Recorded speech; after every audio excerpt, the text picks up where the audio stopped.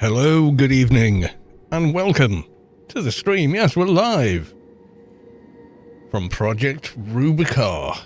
I'm just doing some social medias in the background. Fear not.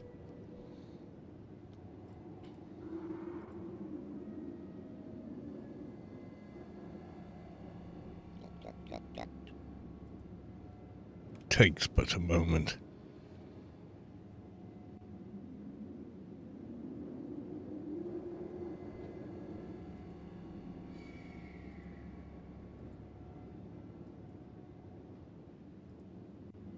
There we go, we've done that, and then...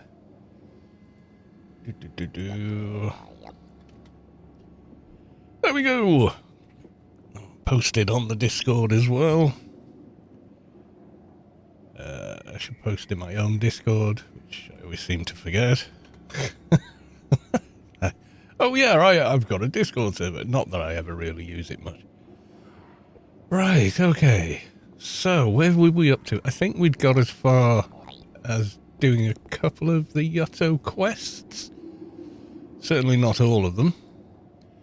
There are many, many more to do.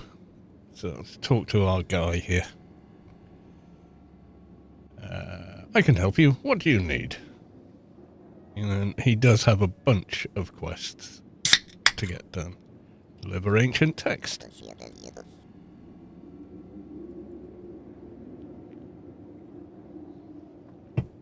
Find the frozen artifacts. Pink goggles, no clue. Welcome to the stream. Find the root rafter samples. Yes, I'll help you. I'll find all samples at once.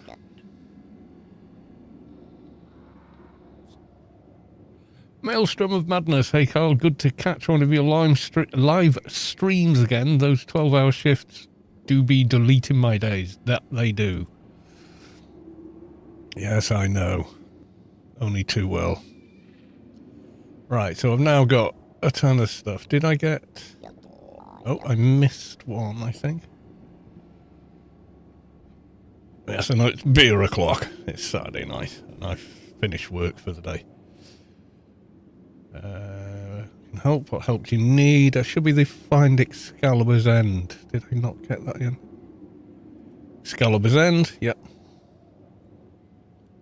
X Quality, welcome to the stream.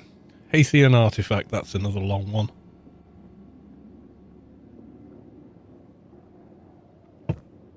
Ergo, I don't need telling, I know where he is. Right, let's try getting a couple of these done. I don't think I'll be on long enough this evening to do all of them. I'll be honest, there's a few hours work there.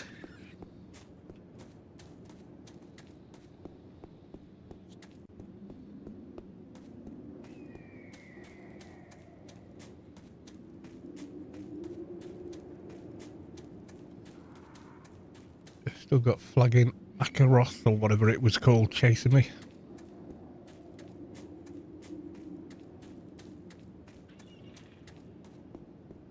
Ooh, let's not go down that hole. There certain death awaits with the level 170 hecklers. Literally nearly 100 levels higher than this character.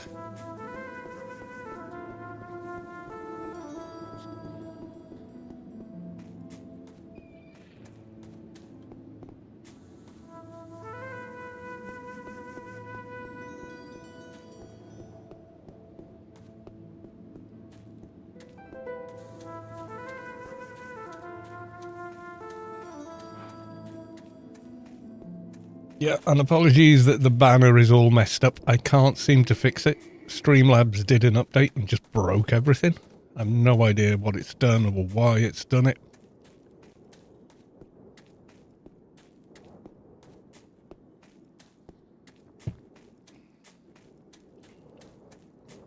Yeah, it updated and then broke everything.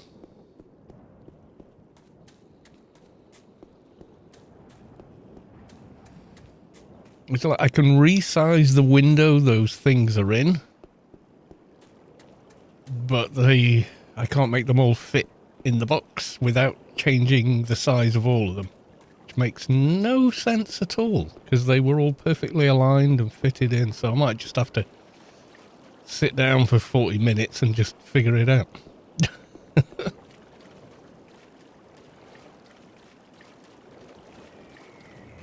Excalibur's End is up the cliff face here. But so are a bunch of other nasty things. But there's like a bit of a stairway here. Not really a stairway, just a bit of a groove.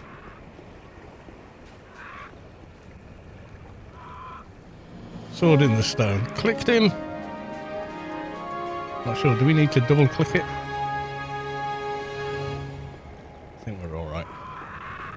Oh, Crippler of Growth, you are level 1 of 5. I might be able to beat one of them. I don't know about 10 of them dropping down from the cliff up there.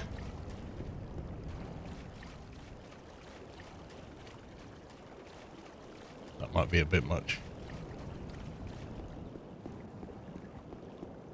That might be a bit silly.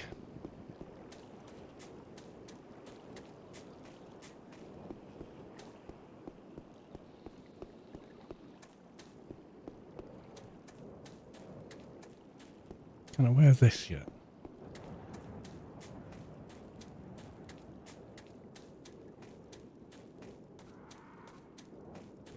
Level. Oh, I left an alarm on my phone. I can hear it ringing out. I will go fix in a second. Don't want to stop running because I'm not sure if that mob's still chasing.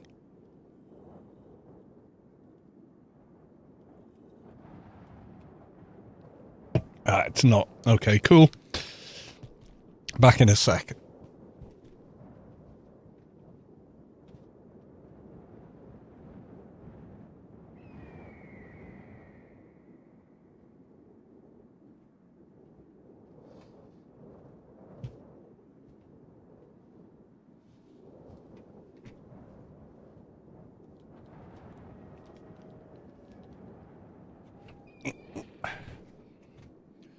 Right, there we go.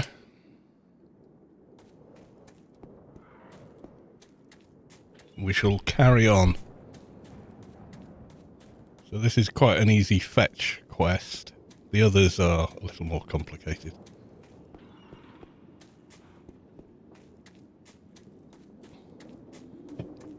And certainly long-winded.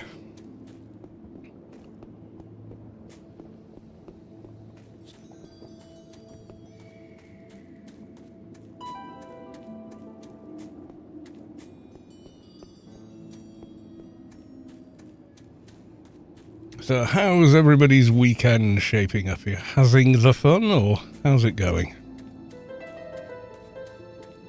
Paul Haley?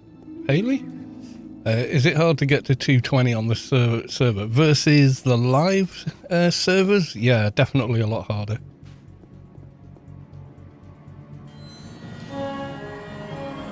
Plug in acro trash, okay.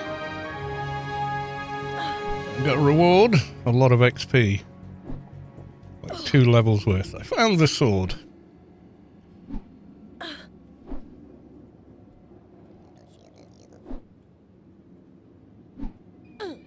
Goodbye. Right, so that's that one did it. Flagging acro trash, whatever, is done with. So, the searching for your roots, persuade shades of grey, soul feeding. It's a big, long-ass quest. Yes, it is. Kind of want to put a ton into run speed, but also everything else. Do suggested.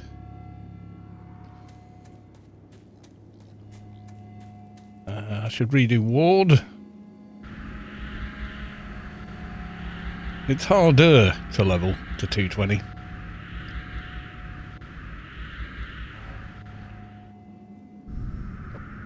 Spending it on grinding the life out of Dragon Xenoverse for 2 recipe items. Oh god. That sounds like fun. I am rather over bright, I think.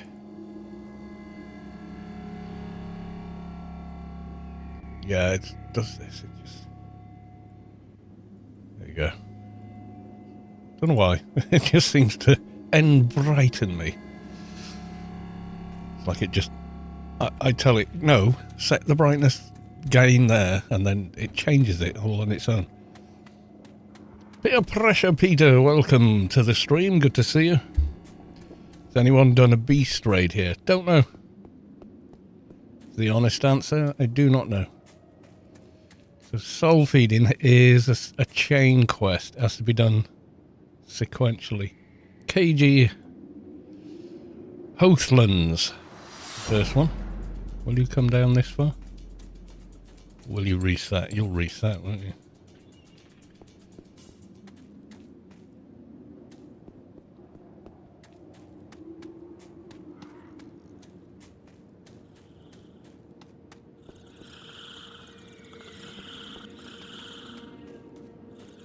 I don't want to fight both of them. I can't seem to just get one of them to follow me.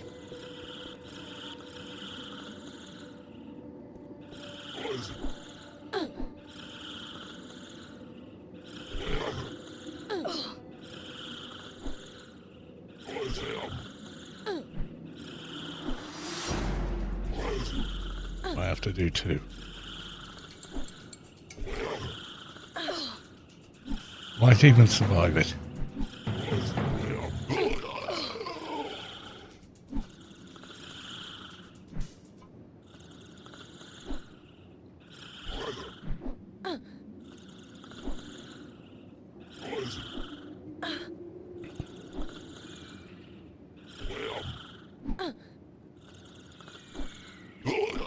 There we go, we got him.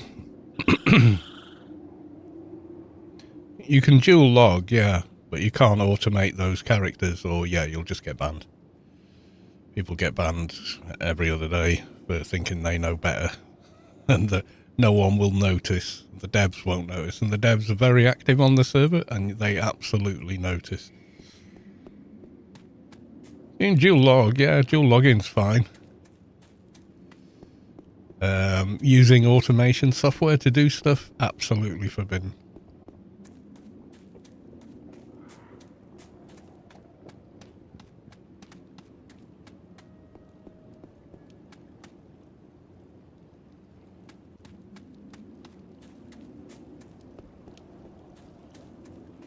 Right, will you come all the way over here, I wonder?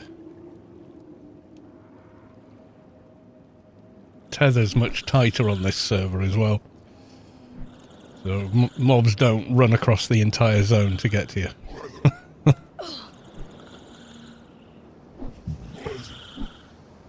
I think there are people that have hit 220 on the server.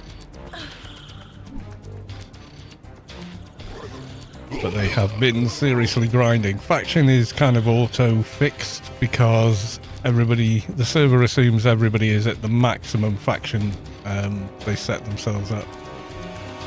So if you set yourself clan / redeemed, then you're at 50k faction immediately, which can make doing some quests a little more tricky.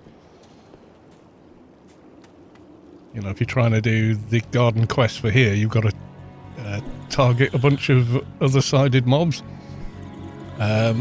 And some of their locations mean you're just going to get aggroed by every other-sided mob in the region.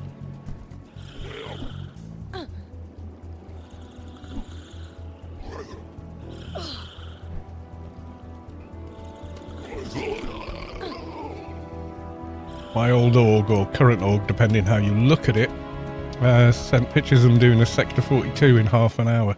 Problem is, there was so many people using. Yeah, it's just gone to shit. I'm sorry, but yeah, it's just. I just don't want to play there anymore. You know, live just doesn't feel like Anarchy. It just feels like I don't know what this is, but I don't like it.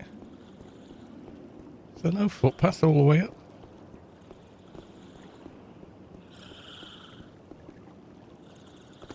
We've got a cagey Hothian at the top, but I don't think I can get him to come down from there. Now on live, he will jump down to you. I don't think he does here. Nope, he just reset. Yeah, they're doing it openly because Funcom don't do anything about the people abusing it. And people do abuse it, that's the problem. It is cheat software.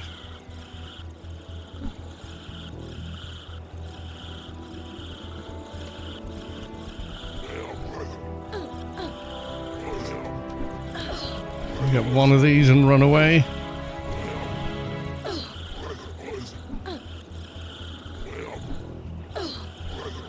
No dimash on the weapons. Gotta be careful. Get one and run. Get one and run.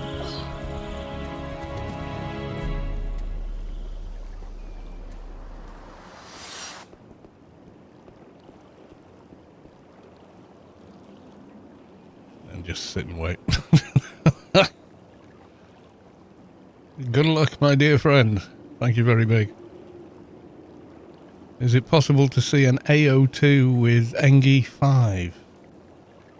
I'm assuming you mean AO2 in Unreal Engine. Why does everyone go, oh, Unreal? It's not that good of an engine. It looks pretty. It runs like ass in a lot of instances, though.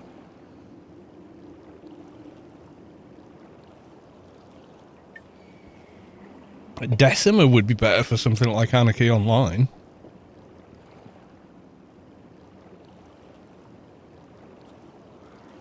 Problem with Unreal 5 is the slowdown of hardware production. As in, like when the first Unreal came out, it barely ran on the hardware available.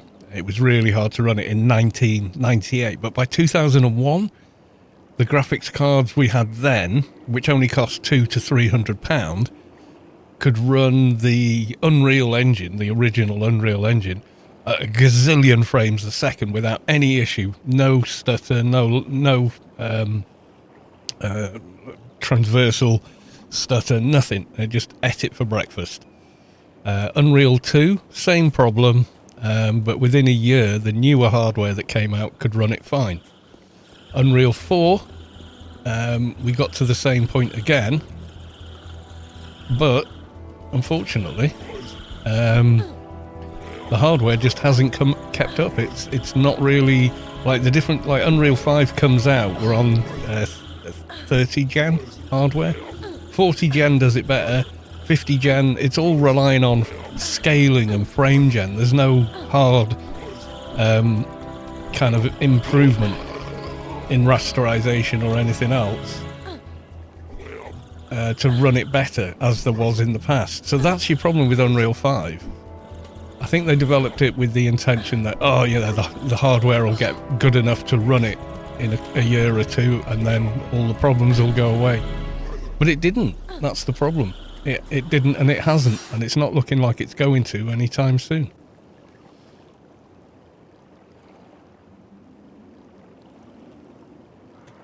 So Unreal 5, it ain't all that good.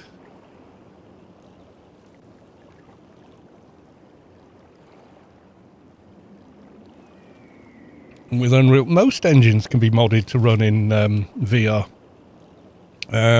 It's just whether or not you want to. Like CDPR saying they're going to switch over to Unreal 5. I was disappointed at that news, given how great the red engine looks in Cyberpunk 2077 now. You know, with the various iterations they've done. There's no ray tracing game that looks as good and runs as well as that. Yeah, they've said though the way they develop the engine is they will massively overhaul the way the engine operates. So if they do with Unreal 5 what they did with the Red engine, we're going to be okay. Because they engineer the base engine. They don't just create assets and quickly kick a game out the door. They do a lot more than that. They do it a much more old school way. Take the base engine and then iterate on it until it does what they want. The hell's... Oh, is that... Oh, it's a respawn. Okay.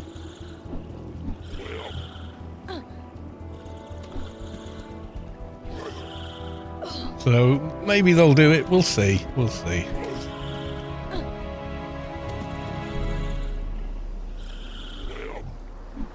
The lazy developer thing is definitely there, though. Like Bethesda, their tired old creation engine in Starfield ran like ass.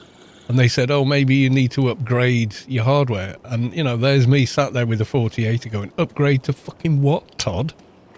In whenever it came out, 2020, whatever. It was like, this is, the fucking card came out 3 months ago. What are you talking about? Oh, I need to upgrade to a 4090 and get another 5% performance? I don't fucking think so, Todd. You haven't optimized it at all.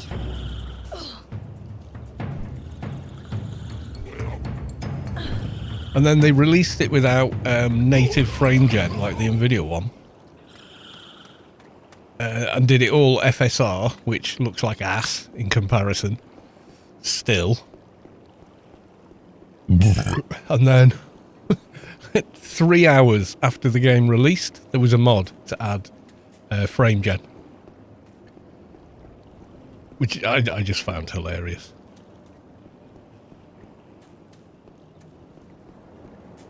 If it supports temporal anti-aliasing, it also supports frame gen and DLSS scaling. It's hard-coded. I mean, the thing is built into the engine. It's just silly.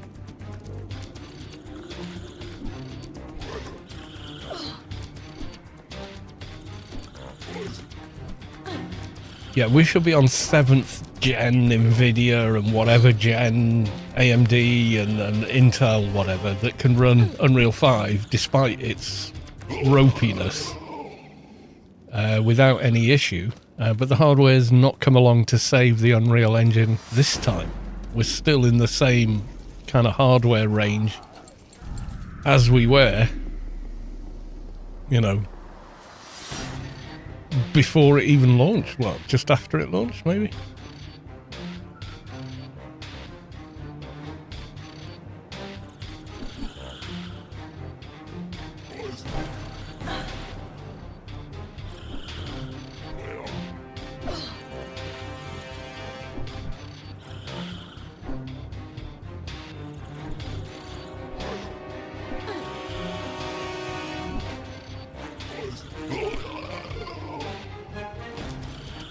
One more KG Hathian.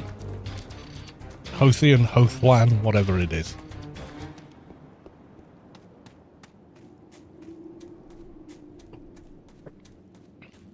And we move on and look at other bits of the other quests.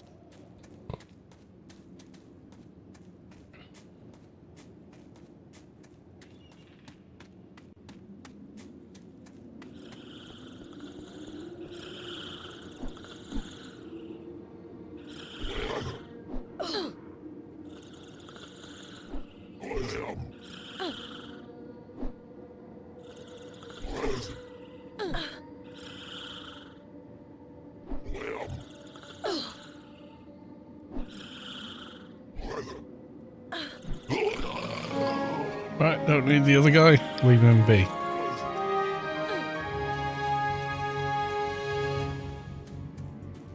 And he won't follow, so the attack breaks.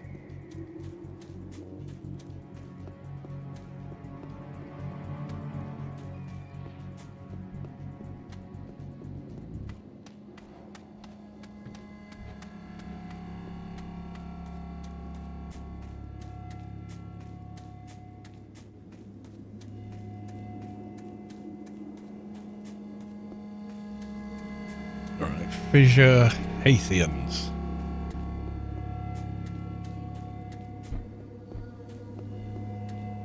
Or fissure something. What are they called? Fissure Hathians.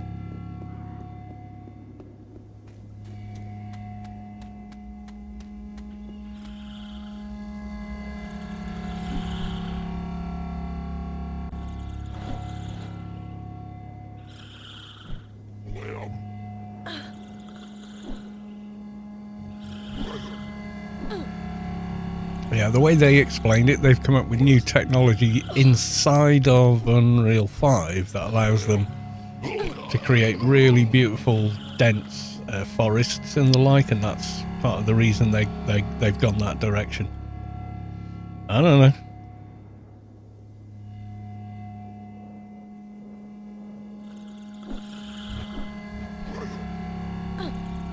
Kind of sounds like maybe they didn't need to, but like, you know, I'm just gonna. They know their business better than I do, I guess. See what they do with it.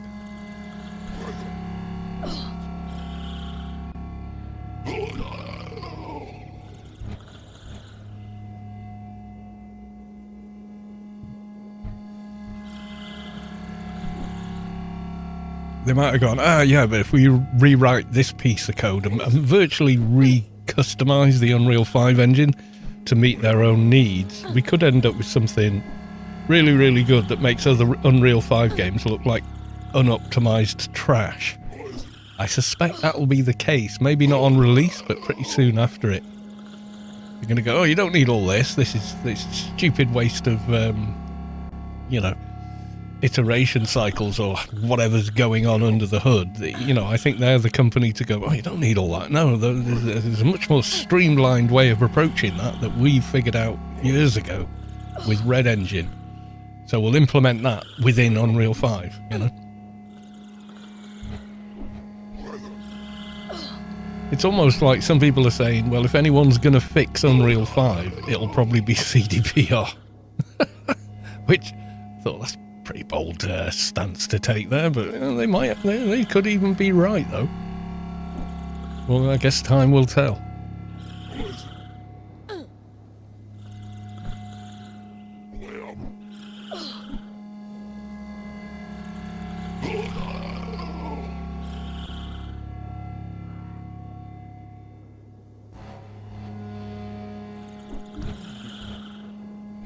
Ghostmaster, welcome to the stream. Good to see you.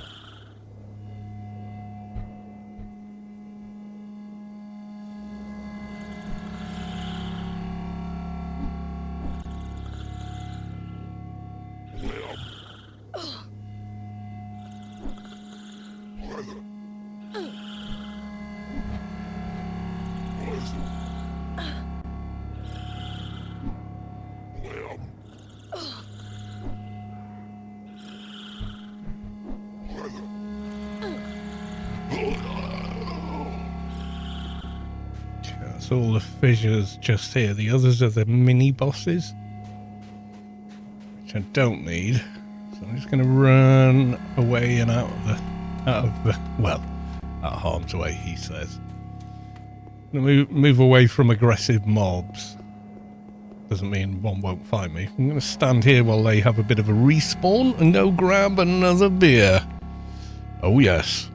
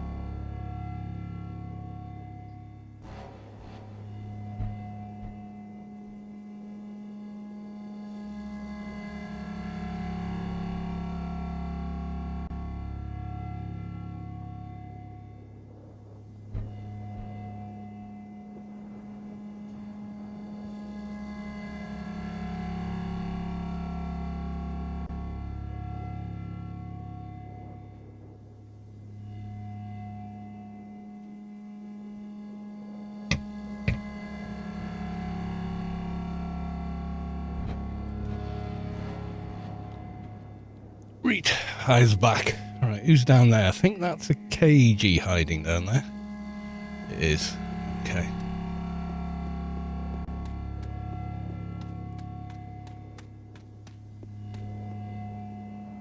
I think those are named mobs over there. Yeah, they are. We could try around the corner. That might work. We'll take a look. Alright, beer o'clock. There we go.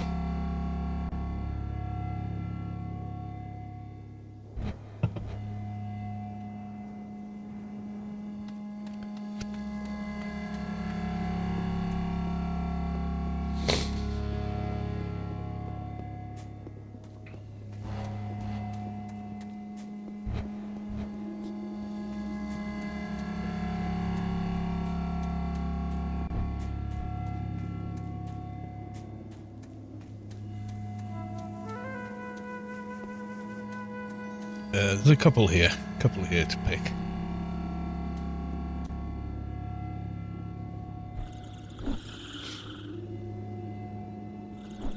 These ones have got to be done in sequence, unfortunately. Routes can be done in any order. Frozen artifacts, again, has to be in order as well.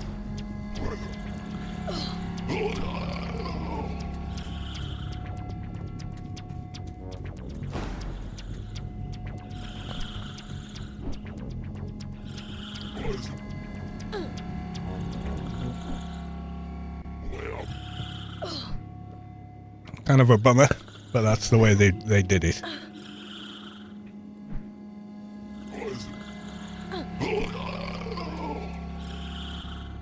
You only require one more. They're all up a bloody ramp. Oh no, there's a row of them here. That's handy. Right, one more fissure.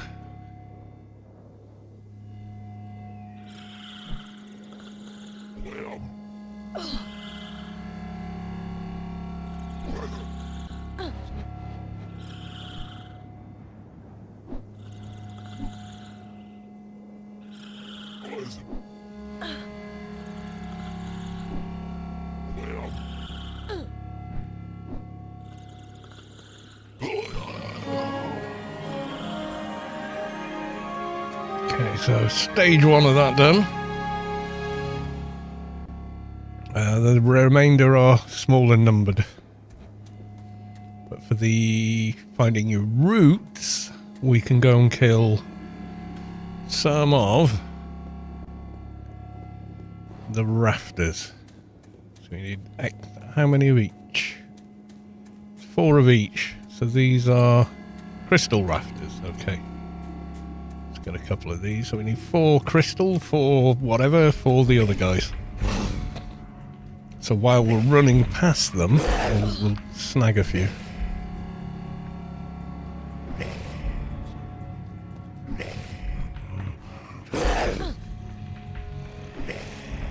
Yeah, I've got to max out agility next level for better implants.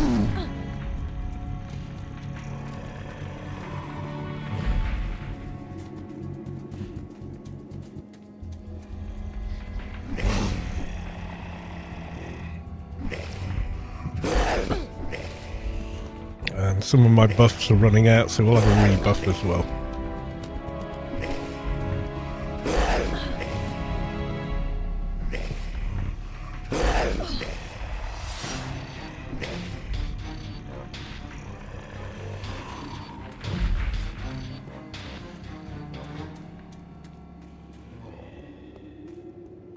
Yeah, that one's about to go. Can I cast my best? Fury, Fury's run out. Recast Fury. Uh-oh. I haven't got any nano recharges. No. Oh, we got Fury back. Decision Maker, yeah, we can't. There's no level 50 variant. And we don't have enough nano pool, okay. We'll go buy some in the garden soon.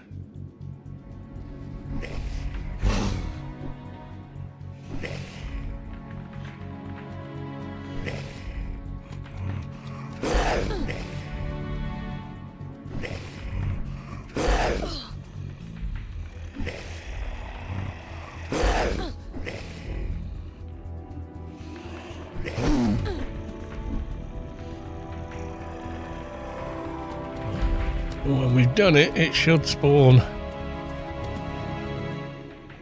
one of the routes to hand in our inventory. Well, we'll just see. CDPR are battle-hardened veterans. I trust them. Yeah, I love the games they've made. Witcher 3 is just an absolute triumph of fantasy RPG. It really is.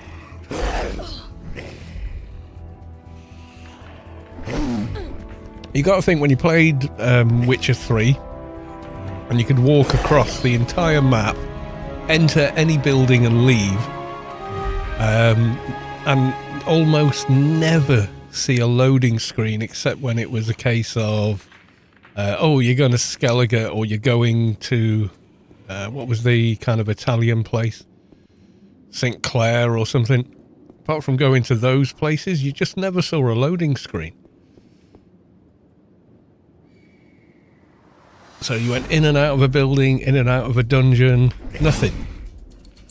And that was in 2015, 11 years ago. And then Bethesda, you know, the darling fantasy RPG company, made a live service version of Fallout that, apart from the people that play it, no one else cares about. A couple of DLCs for Fallout 4. With mixed results, and a space game that was really, really mid. Like, seriously mid game that was. Had an awful main storyline. Oh. I have many mobs.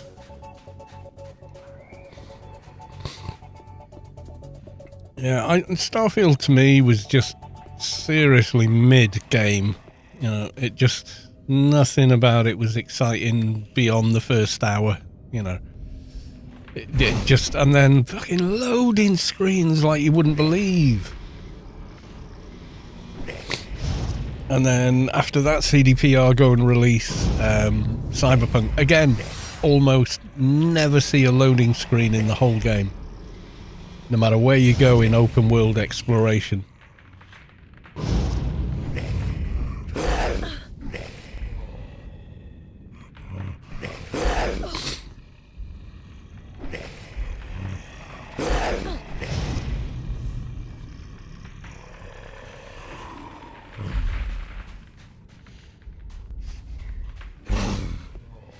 Don't need you. Gonna run away, see if you reset. Hopefully you do.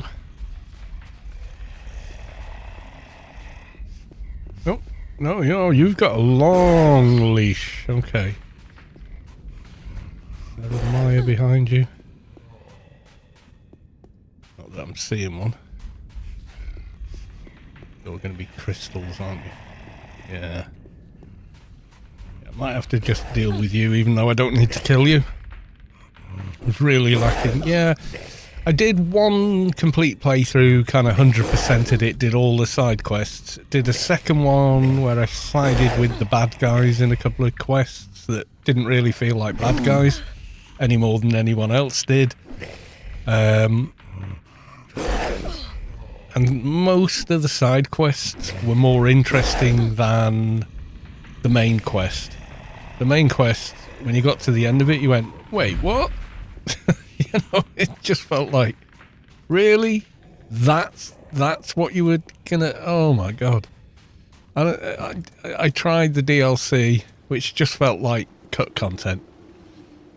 It didn't feel like it was any kind of an expansion. It just felt like, oh, you cut this out of the main game, didn't you? And now you're selling it to us as DLC. Okay.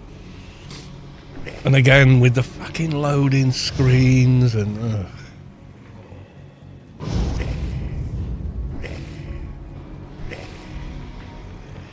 Bethesda have a humongous, insurmountable problem now.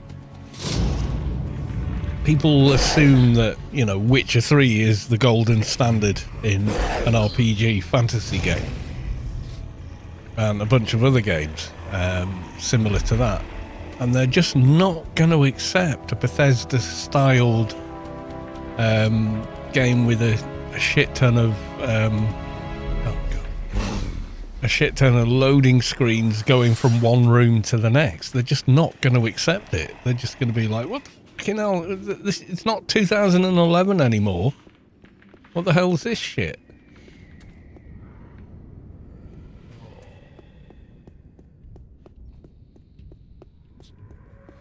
Like when they announced the Oblivion remake in Unreal 5, I was like, oh wow, Oblivion with no loading screens. No, just just Oblivion in a in an Unreal 5 skin. Same game, same boring dungeons, same terrible combat mechanics, and that conversation puzzle, and oh Jesus. I played it and I thought, well, for $30 or whatever, it's okay. Look quite pretty. I enjoyed the first couple of hours, and you know, just kind of, but it was more like enjoying the nostalgia than the game. Because once you're into the game, you go, well, these fucking dungeons are identical.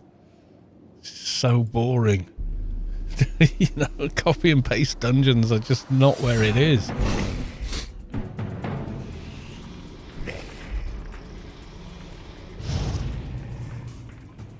I'm more interested in Sky Oblivion than I am in Oblivion Remastered, to be honest, but we'll see. Because they're reworking the dungeons to be more like Skyrim's interesting dungeons. But, you know, we will see.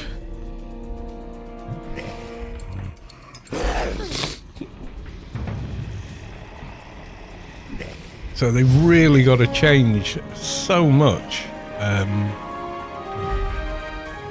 about the way they make games just to keep up with current RPGs, that I don't think they can do it. In all honesty, I just don't think they can do it.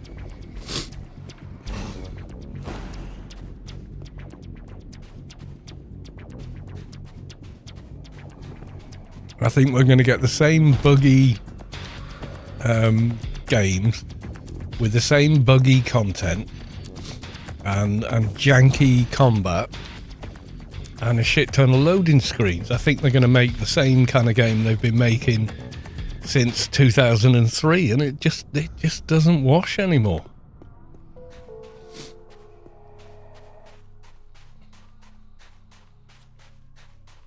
Expectations are so much higher thanks to, like, I think the likelihood is Witcher 4 will release before Elder Scrolls 6, if they ever actually make it, and I'm not sure they will.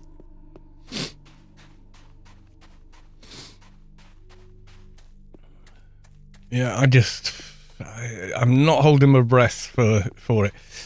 We're now at a point in time where we're several weeks beyond, right? Before the end of this, before the beginning of June, we were already sat at a day that had a longer time frame since the 2016 teaser trailer for Elder Scrolls 6, which was never going to be a game at the time. They just rolled that out because Fallout 6 went down like a lead balloon at the expo. And they were like, oh shit, they're not into it. Roll the Elder Scrolls 6 trailer. You know, and I know they've gone back and re-edited it and added new crowd sounds, but I watched it live. It went down like a lead balloon. People were like, that's not what we want. We want a single-player RPG Fallout game, not whatever the fuck this is. Some people were okay with it. Some people play it, and some people like it. And that's totally cool. But it wasn't what the audience wanted. Their core audience didn't want that. And they rolled that out, and there's a longer period of time going back to May. Let me check the date, because I did mark it. I will tell you now. So back in, the 4th of June marked the day that the Elder Scrolls 6 teaser trailer and the 4th of June is a longer period of time since the Elder Scrolls 6 trailer and the release of Skyrim Elder Scrolls 5 in 2011. That's how long they and that's all we've seen is that one little teaser, not even a proper trailer, just a teaser is all we've seen. So they haven't got a game. They don't have a game.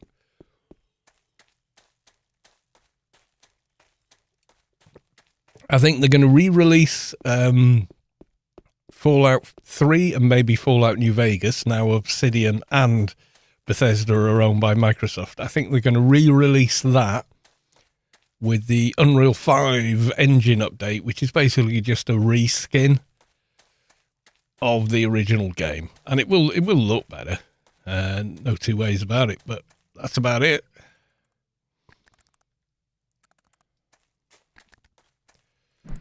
I think they're going to release that before we see an Elder Scrolls 6, and I'm not even sure we ever do or ever will see an Elder Scrolls 6 at this point.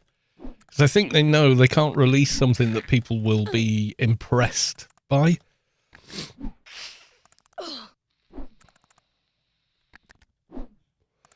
Yeah, Elder Scrolls, Fallout 3, when you stepped out of the vault for the very first time, I mean, that was a moment in gaming. It really was. This whole world to just explore, you know. Really was. It felt like, wow.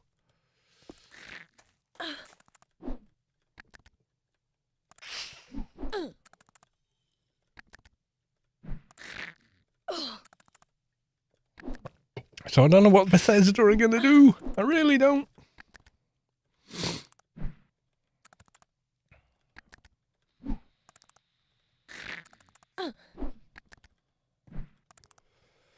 If they release an Elder Scrolls 6 and it's only as good as Starfield, I mean, oh my God.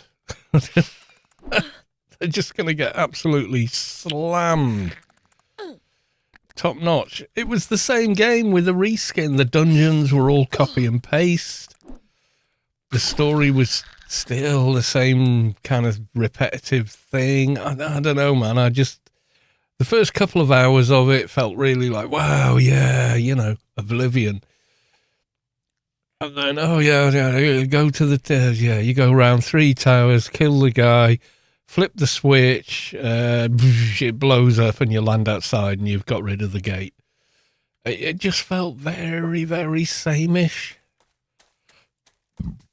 Which, you know, 15, 16 years ago, it felt brand new and fresh, but now just kind of felt, well, yeah, it's a remake, so it's the same game, you know. But it felt... yeah, but why are the dungeons just as boring?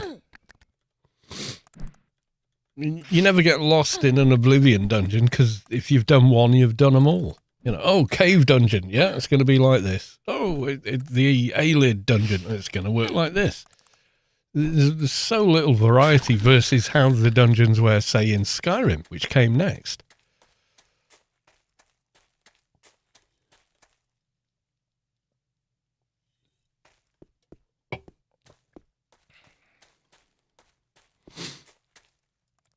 And the same old cheats are still in the game, you know. You want to improve lockpicking and sneak? Right, go to the dungeon that you've come out of when you start the game. When you come out of the sewers, run all the way back, walk in, lie to the guard and say you're here to visit someone, and then keep crouching and failing to lockpick the door that the guy's in, and then spend another 20 minutes trying to pickpocket him, and you come out with 100 lockpicking and 100 sneak. And it's the same janky mechanics that let you do that. And then you go into making custom spells, and you can make everybody catch fire and kill each other. You know, it's, yeah, I mean, it's just silliness.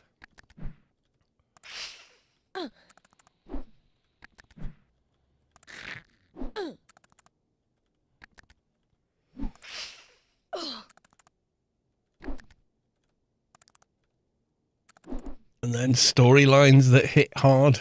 Yeah, that was half the fun. Yeah, half the fun was exploiting the jank way the game was made. It is true. It really is. Like, you can have so much fun by breaking the game with overpowered spells and stuff. It's so funny when you get to that point in the game. For me, the biggest difference is, other than dungeon design and whatnot, in Skyrim and Oblivion, is in Oblivion, you went, yeah, I want to max out these skills, so I'm going to go join this guild, the Thieves. I'm going to do the Thieves Guild quest and become the master, the Silver Fox. So you do that, and then you go, yep, I'm going to go and join this one now and get my combat skills up. And you didn't care which one you switched between.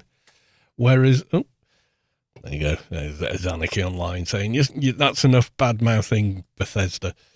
And they're probably right, but I'm going to continue to finish that point. Yeah, but you could also, if you wanted to, oh God.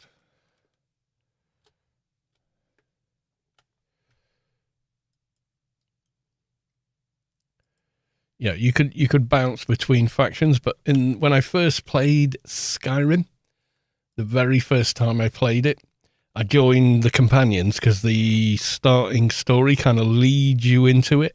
So I joined the companions, I do their quest, and I think, right, I need more sneak skill and stuff. I'm going to become a better archer with that. And so I go off to join the Thieves Guild, and immediately I join it and start doing the quests in it. And it felt wrong. The companions would hate this. They wouldn't approve of what I'm doing. I feel bad doing them. Actually felt guilty about betraying the other guild that I joined, whereas in Oblivion I just didn't care. And that was the first big change for me, that was the big shift between Oblivion and Skyrim.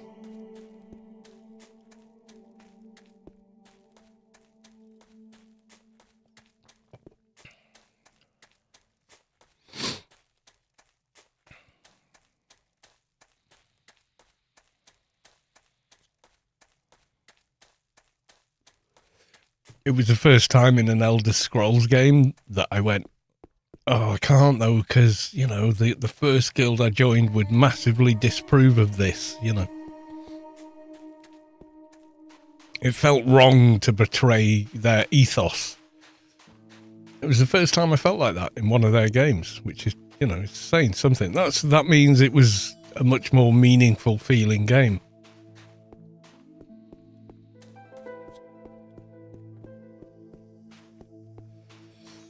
In Starfield, I kind of felt a bit that way, but not as strongly as I did in Skyrim. Starfield kind of had a similar thing with it. Oh, if I side with these guys, I couldn't possibly betray them for these guys unless I was role-playing, you know, a bit of a psycho or something. A bit of a sociopath. I hope it is. I hope they've learned the lessons of, you know, other companies have vastly outdone you in the genre, and you need to learn from them, not just compare what you're doing. You know, so like I hope the entire dev team do a complete playthrough of Witcher 3 and go, this is what an RPG can be, rather than, well, this is what we did in Skyrim, let's just move it one notch forward from that. Because games are not released in a vacuum, so you can't make them in a vacuum either. I don't think. I think that's a bad idea.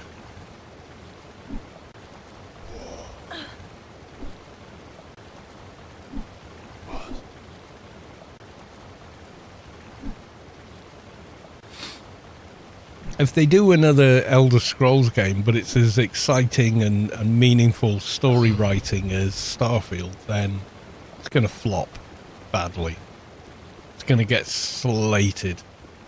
And the problem is when games like that are reviewed, they're reviewed by people that have played games from other companies. Whereas Bethesda seem to have an ethos of comparing what they're making now versus what they made previously. So, yeah, I mean, you know, work on improving yourself and don't look at others and all that is a good personal message. But for a game development company, I think it's a terrible message. No, you shouldn't copy what everyone else is doing, but you should learn from their successes. Okay, loading screens are so 15 years ago. You know, we shouldn't have too many of them. They shouldn't be to enter any shack, hut, cave, whatever. It shouldn't be like that.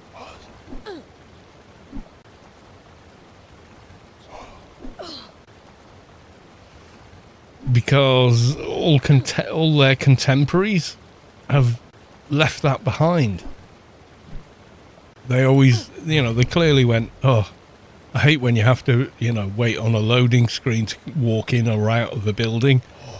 So we figured out a way to not do that. And it works. It works. It's much better for the player. It's more immersive and everything else.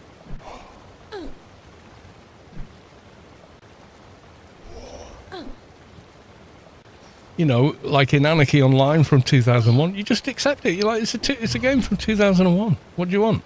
You know. This is how they built games back then. So you just accept it for what it is, and that's fine.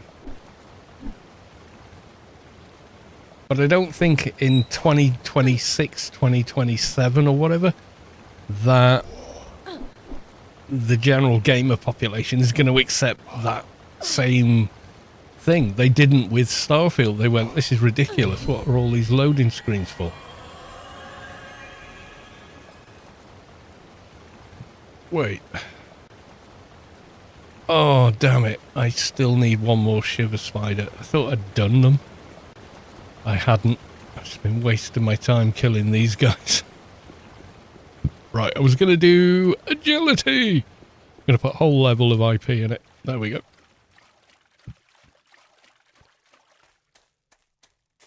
Yeah, I think we're going to get a Starfield 2.0 set in an Elder Scrolls world.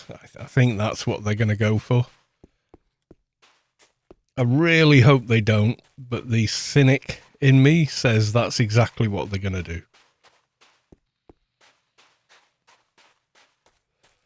Really hope not. Really hope they can see past that and gone, right, we've redeveloped all this stuff. There's going to be 98% less loading screens, so you can come into a town and you know, once you're in the town, you can go into any building in the town without the presence of a loading screen, which kind of destroys the immersion.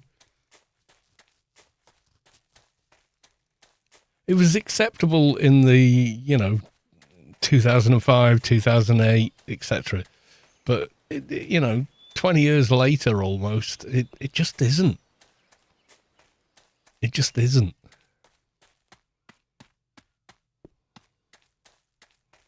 You know, you could argue, well, players have been spoiled by, you know, Witcher 3 but it's not just Witcher 3, it's all these other games that just don't have that.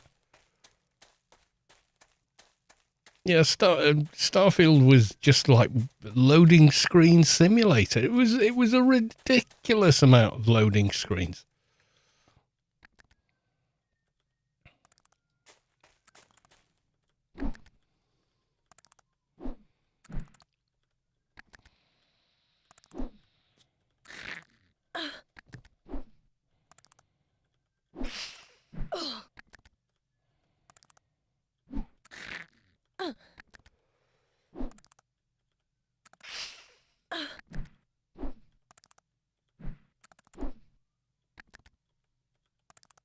I mean, in Starfield, they were egregious. you went to like the main city hub that you first get to, and you go through a loading screen because you've gotten into a lift, but you're still in the same fucking playfield.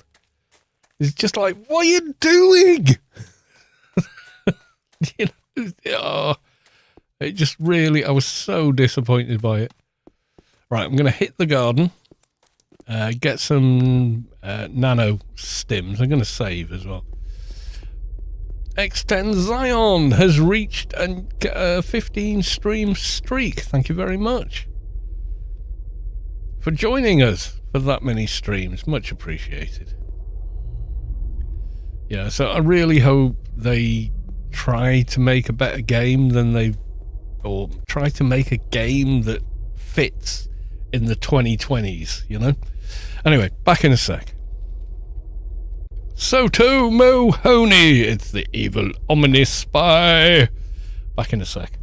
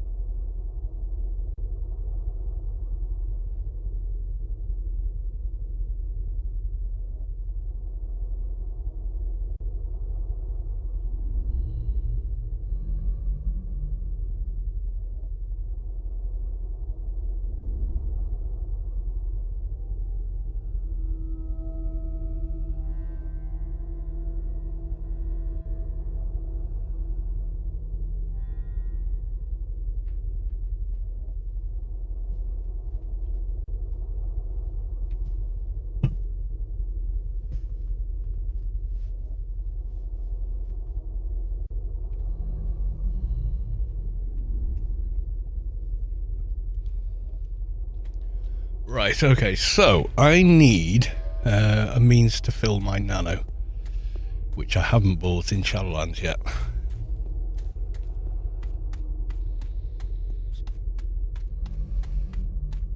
Good to see Soto Mahoney, even if he is a filthy omni corporate drone.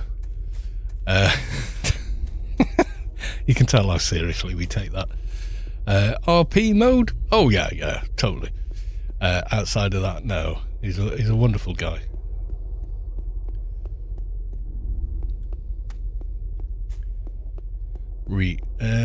Can't talk to you. Haven't done the key. Protection. Furious Fist. Flaming Barrels. Preservation. Gear and ammo. It's preservation, dude, I want. Our first aid is at quite high. 377. Can I do quality 90s? Ooh, no. Okay, nano spindles. First aid 402. Not there yet. Quality 70s. 352. Yeah, 70s. So 1, 2. Or we could do the nano energy quality 200. I don't think so. Right, nano energy.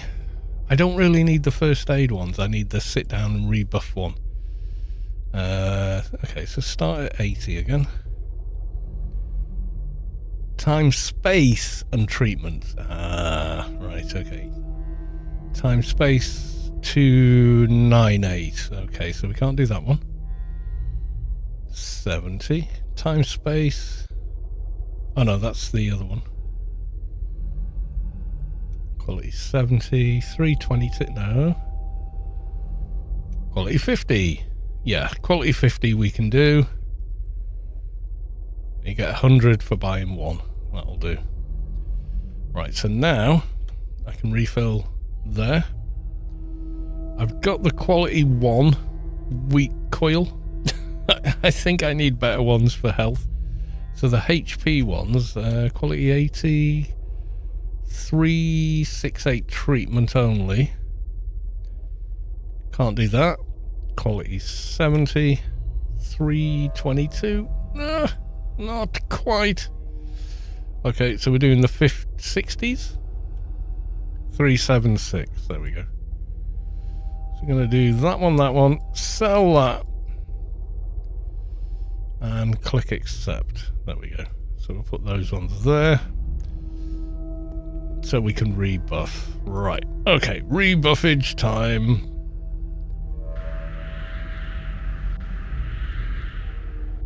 How did you like to play back in the day? Were you the RP type player or more of a gamer? Oh, I was pretty mixed, I've got to be honest. I worked hard on being mechanically a good kind of player, but I was much more into the role play as well than I probably am today.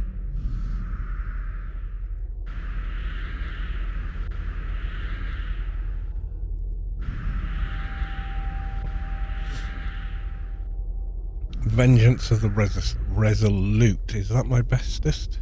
It is. Nope. Need nano.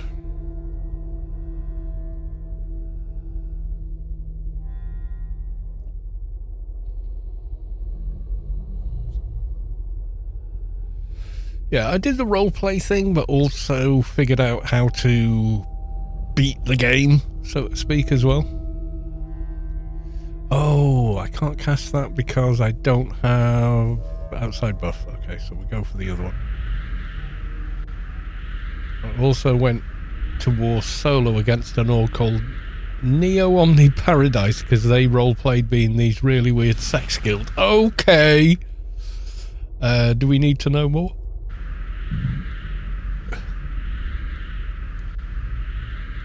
Pental away. Hello, Callus. Hello. Welcome on in.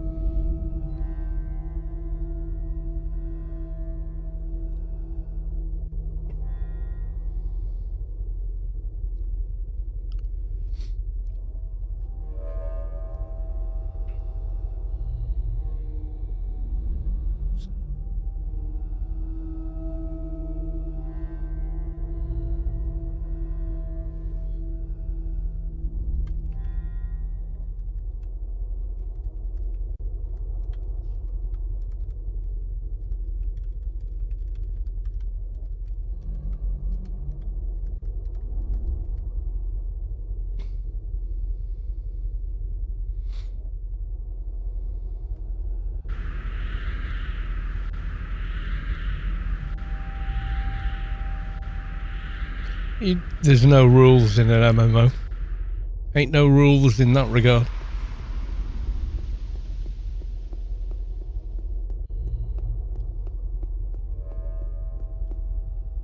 I mean, you're there to have a good time. You know, so however you find that is completely okay.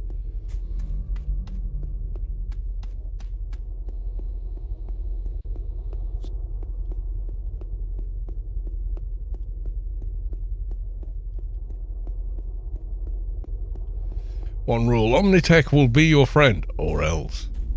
Yeah, that's how real friends talk to you.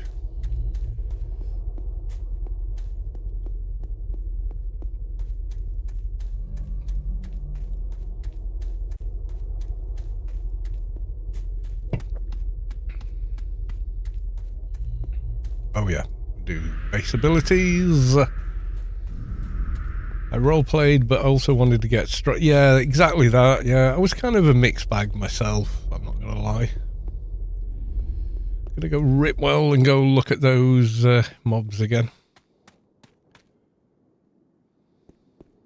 The ones who ran all the way to, and then realised all the buffs were running out and we couldn't recharge nano.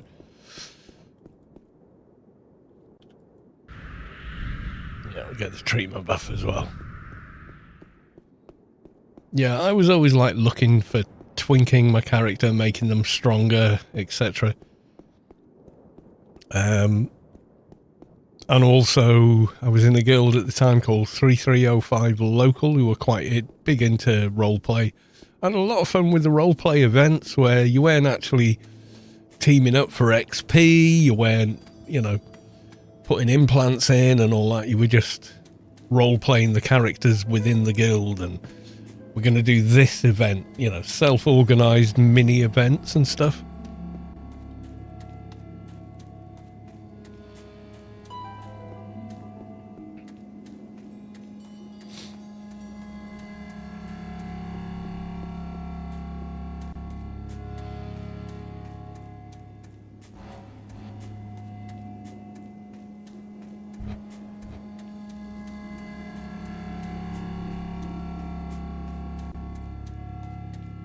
Oh, sometimes I wish I could travel back to maybe 2002, 2003, but with the same physical and mental self. I'd have the old physical self, but have the new mental self. I was 2002, I was 33.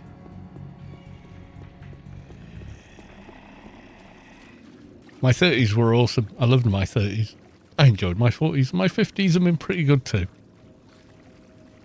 Every decade brings its own stuff. I just wish the world was closer to the early 2000s than the world we have today. But, you know, you can't put the genie back in the bottle and all that. And if I do go back in time, can I take my current computer rig with me?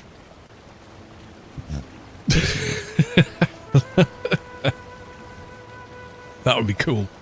I'd have a computer that could play absolutely anything for 20 years. Yeah, we need to have our current internet and computers when we go back in time to our younger selves. Muddy Zen, welcome to the stream. Yeah, because whatever game we play, we can put everything on max and it'll run great. And I can still have a 1 gigabyte fiber connection.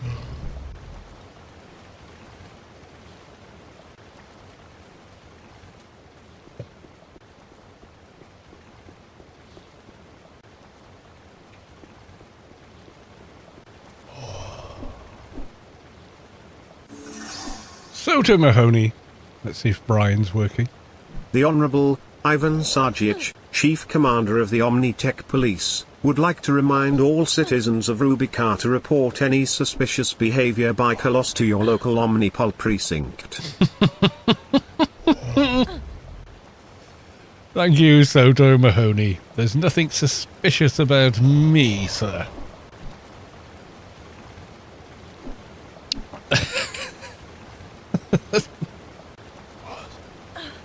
Copious beer abuse this evening, maybe, but yeah, that's about it.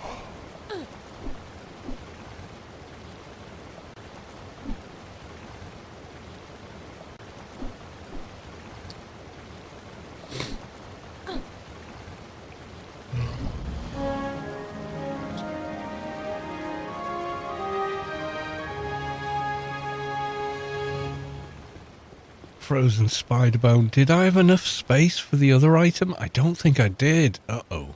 Hang on.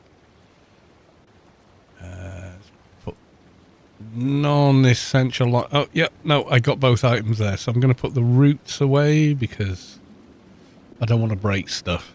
I'm going to go hand in the frozen artifacts, which is spider bone and that thing.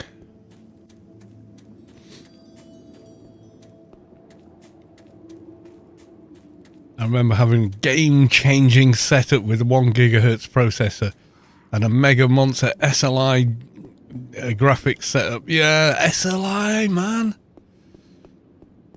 SLI. I think my last SLI setup was a 6080 and a 6070 GTX card, which you could force into SLI with a little third-party piece of software called Different SLI. I'm going back over 10 years or so now. I even made a video about it.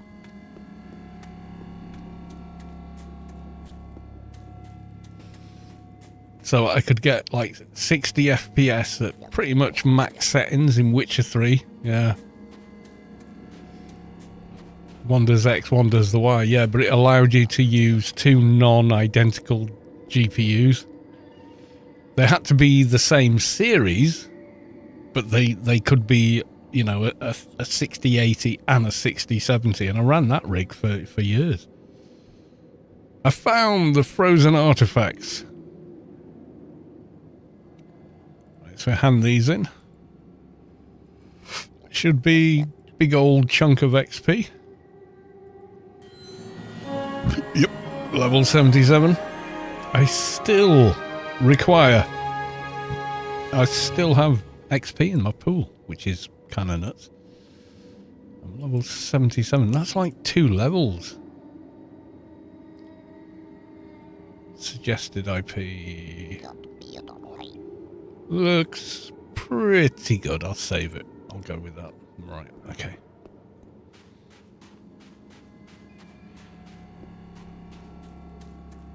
Yeah, it was 2 GPUs bridged together. Literally that. Oh god, let me find it for you.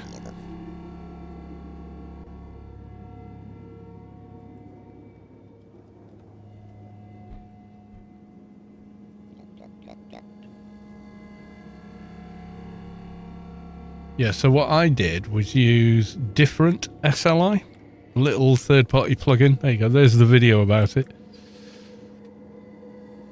So normally with SLI natively, you need 2 identical cards, or they need to both be the same model and the same series. Different SLI allowed you to use the 70 series and an 80 series together with a standard SLI bridge, you know, that little bit of connective thingamy, and I did that for ages. I mean, I think it's in the video. Let me just pull the video up. I'll give you guys the link, but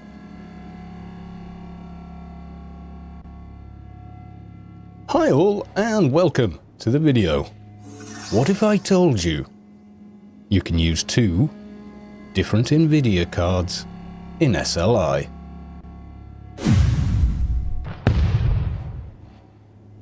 Right, so to cut a long story as short as possible, a good friend of mine, his son was off to university and had treated himself to a shiny new GTA.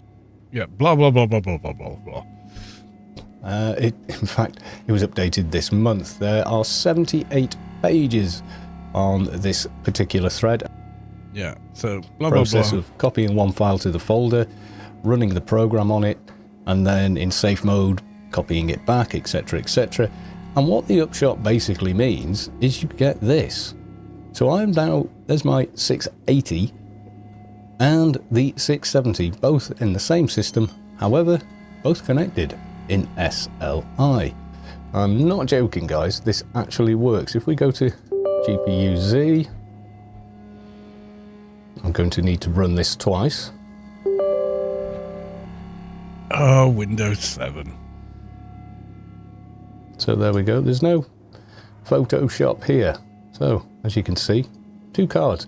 Now the system will run 2 cards all the while, but normally not in SLI mode.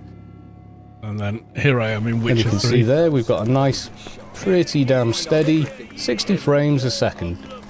Now then, if I just show you quickly what graphic settings I'm now running. Anyway, so yeah, if you want to check out the video, there it is. So you can, yeah, they've got to be the same series. So, and it doesn't work on modern cards because there's no SLI connector. Like you couldn't do it on, like, 10 series was the last series you could do it on. So the old 1080 Ti, you could do a 1080 Ti and a 1080 with different SLI. You could make them run together. But the thing is, with the 1080 Ti or 1080, you almost didn't need to. What's the new version? Isn't one. Yeah, if you've got like a 30, 20 or 40 or 50 series graphics card, it will not work with this software.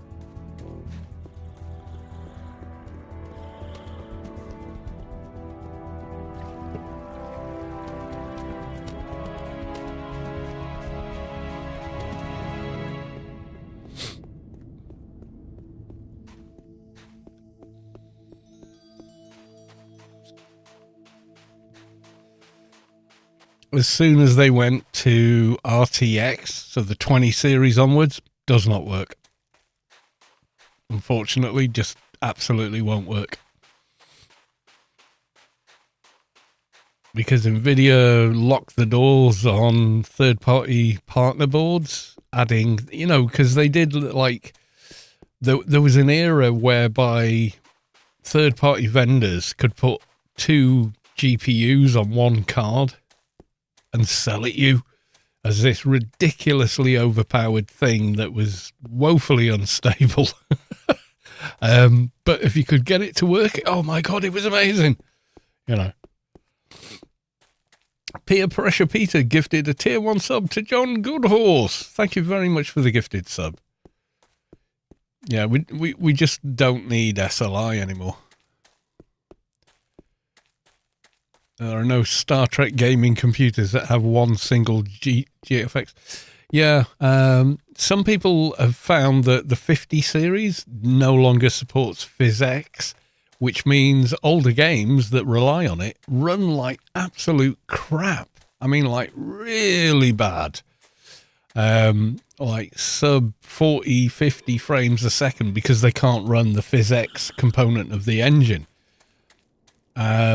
And you can put in an older card, like a 40 series or lower, just to run PhysX, even if it's not connected to a monitor.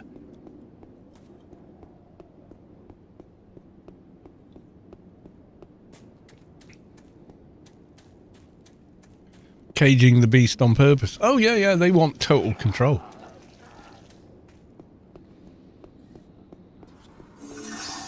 Peer Pressure Peter with the gift bomb. Gifted a tier 1 sub to Birch, to Phase Trident, to Overpar Bobalicious, to Bishop Ali.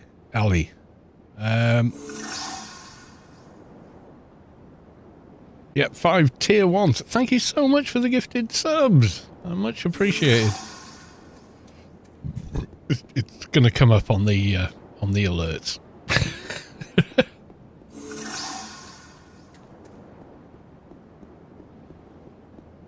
Oh yeah, well yeah. What? NVIDIA, one of the biggest corporations on the planet. It's about money. Duh.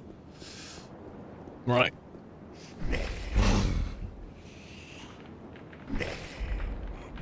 Yeah, but there was an era whereby companies could put 2 GPU dies on one card and do all this crazy stuff with them, overclock them to ridiculous. But then around the time of the 10 series, so the 1080 Ti's, they started reining all that in and go, no, you can't do that.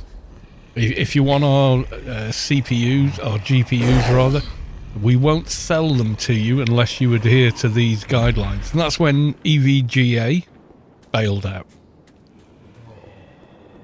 That's when they said, that's it, we're not making graphics cards anymore. We're just not going to do it. I was like, oh wow, that's the end of an era.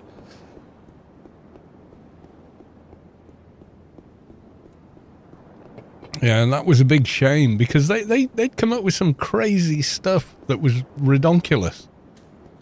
They were top drawer in the day. They absolutely were, yeah. Kingpin, and all that. I remember there was a game called Kingpin, I'm sure.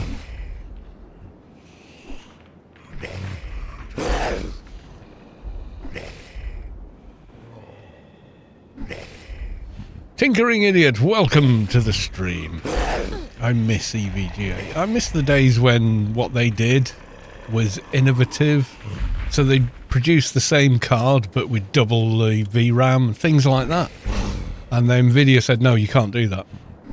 if you want, because they exclusively make the actual GPU die itself. And they were like, you're a third-party company, and we won't supply that. We will block you from supply if you do that. It was such a ridiculous move.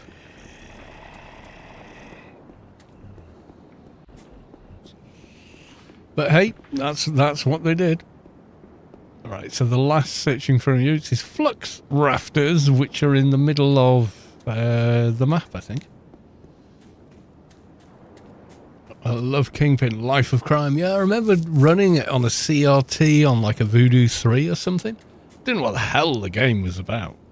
I never, I didn't get much past the first like 10 minutes of the game. I was like, I don't know what's going on and I'm scared. Yeah. But they with the third party, they would do it with the AMD cards, or ATI as they used to be.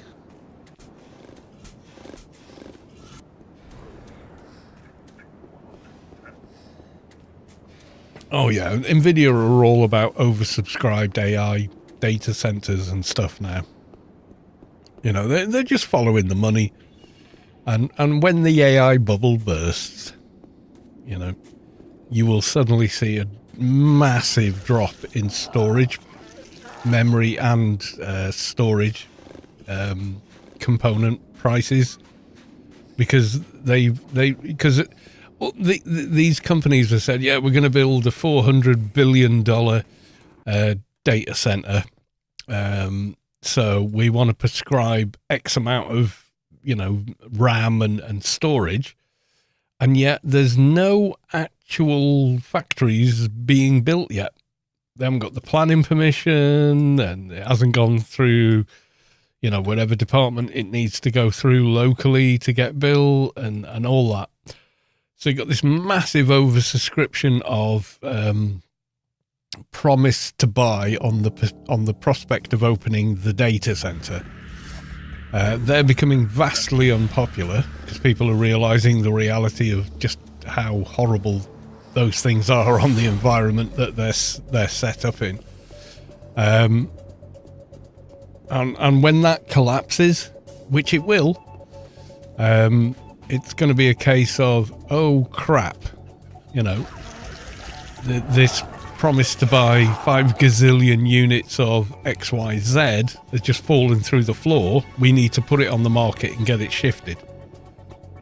So just, when you're going to hit an era where RAM becomes, realistically priced, and as does storage. But right now, it's just ridiculous. It's an artificial scarcity that we're going through right now.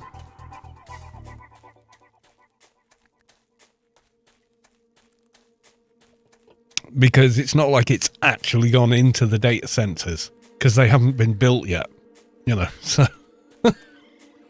yeah, it's going to change fairly drastically. We've seen it before. The longer you've been around, the more familiar you'll be with this rise and fall kind of thing.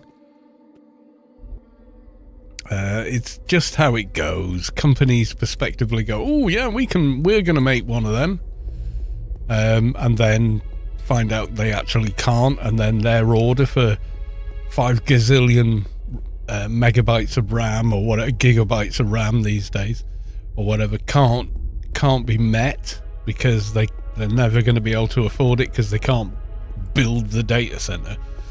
And then the order they placed is suddenly unfulfilled and void, and they're like, oh shit, we've got all this RAM we allocated for them sat in storage and it's got nowhere to go. What do we do? Oh, well, we'll drop it on the market. And of course it drops on the market, and then third parties like Corsair and all these other companies go, yeah, we'll take it, but we'll take it at this price.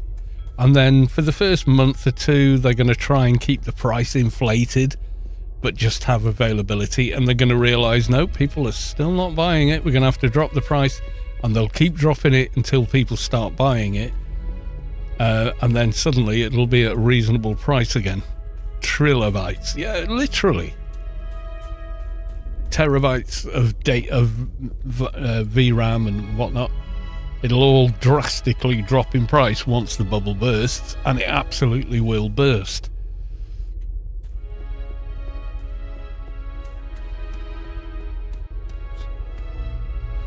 Always does in these things. Searching for your roots. Flux rafters, I think, are the last one to do. And flux rafters are, let me expand the map.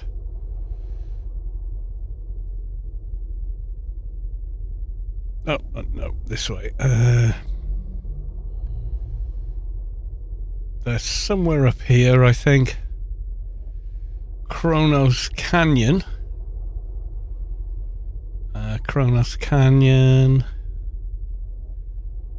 Central Elysium. Kronos Canyon. Yeah, but where's the... Just got to find that statue and use it.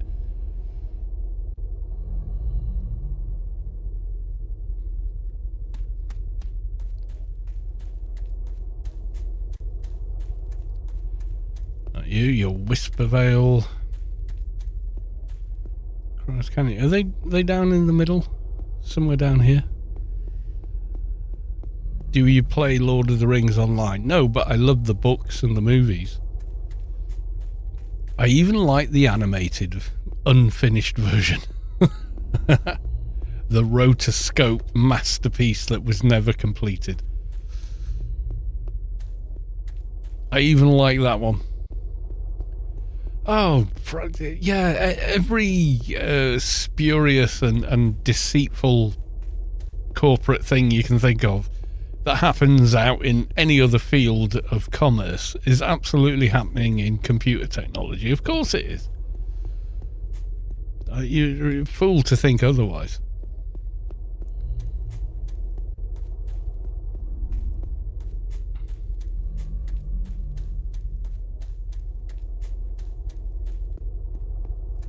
I tried Lord of the Rings online. I rolled a Hobbit and I had a plan. I was going to walk to Mordor.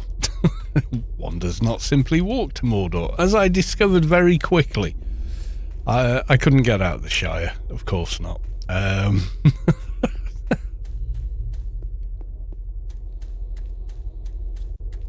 Weird to see Elysium, not a slideshow. Disclaimer, high-end system.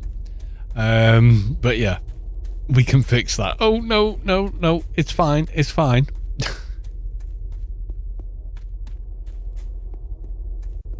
You need to be endgame to walk into Mordor. There you go.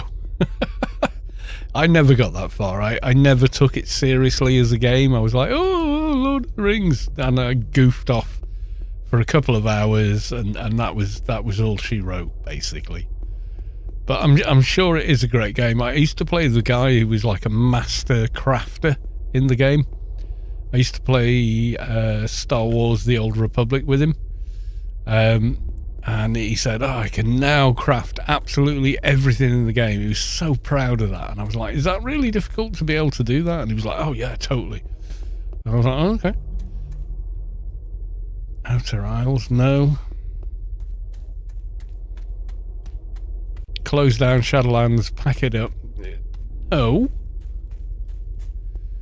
I can never find the garden exit I want because of the map layout. It doesn't explain where the fuck they are. Kronos Canyon is number 3, which is where? What are you? Enclave?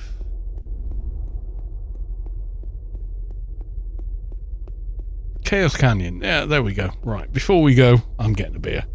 I'll be back in one moment. 3F1 PRK, welcome to the stream. I'll be back in a second. Excuse me.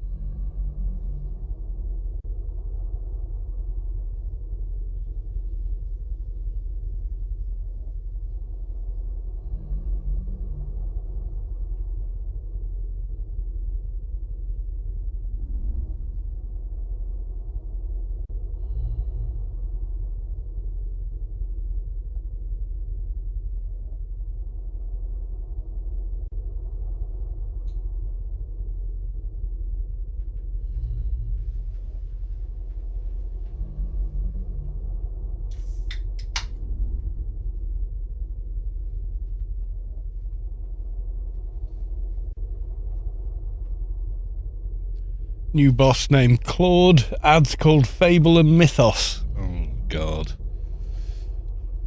Nice, but... well, it's not nice. It's awful. It's disgusting behaviour. In most cultures.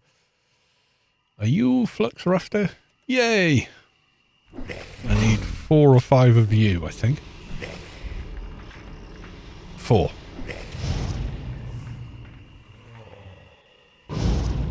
Ow. The fucking nukes.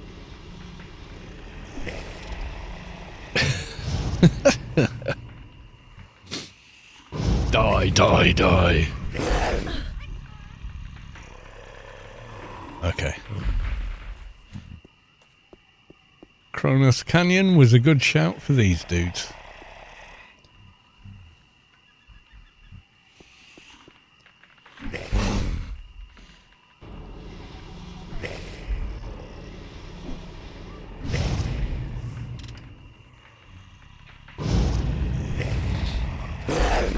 Yeah, I should maybe check it out. I don't know. Lord of the Rings.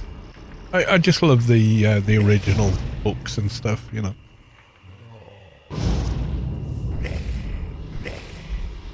Got them on. I've got the Peter Jackson movies on DVD and on Blu-ray.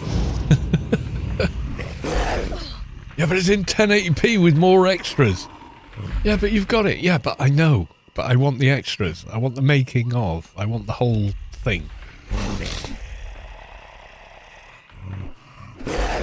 Aren't there special rafter mobs around here that drop the cure for baldness? I've never had a need for it, sir.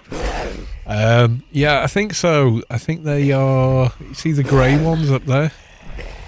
That I can't tab from here? The extras are worth it alone. There you go. Yeah, I think in fact it's those guys. Splintered rafter, maybe? Seriously, dude? Me neither. So, to Mahoney, I'm planning on pre-ordering EverQuest Legends next week. Going to be disappear into the beta in July. Oh, okay, cool. I never got into EverQuest. I know it's a massive, massive thing, but I think I dipped my toes in EverQuest 2, but that was it. Get faction fixed sometimes soon. No! I think you'll find most players will say leave it as it is because XP. It's like, leave me at 50k faction because I'm getting decent XP in an Inferno and Penumbra rather than actually having to farm faction. Which, if you remember, was god-awful until Shadowlands missions. Spawning a temple boss and then everyone trying to share the kill between 5 different teams so everyone would get faction. Those were black days in the game. They didn't like when Penhex stopped into spawning yesterday. Yeah, I know, but I'm just saying. Faction in the game is severely restricted and a major bottleneck, and it always was. And it dropped the player base drastically because they were like, what the fuck, I'm getting 2 XP for killing this blood red mob. What's this faction shit you're talking about? And then camping Penumbra Temple for, you know, like eons. Yeah, it just didn't work. It was like a major flaw in the game, and they fixed it by letting people have Shadowlands missions full of high-level sided mobs. Yeah, you've got to have a source of faction before you fix faction. Otherwise, you're just putting it back to the broken state of Shadowlands release, which was awful.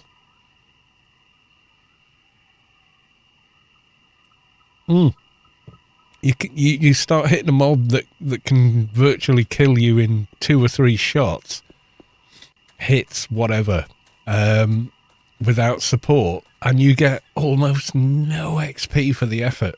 It was a massive misstep. It was like Shadowlands had been built as almost an entirely different game, where they assumed people would earn faction from level 1 to level 200, whereas the reality was, of course, that there were thousands of level 200s that jumped straight into the higher level areas. Oh shit.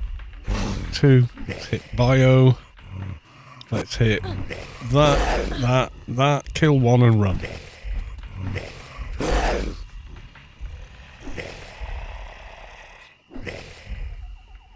Yeah, the faction grind was like a nightmare. It really was. What were you? Oh shit, crystals. Ugh. Yad. I thought they were fluxes.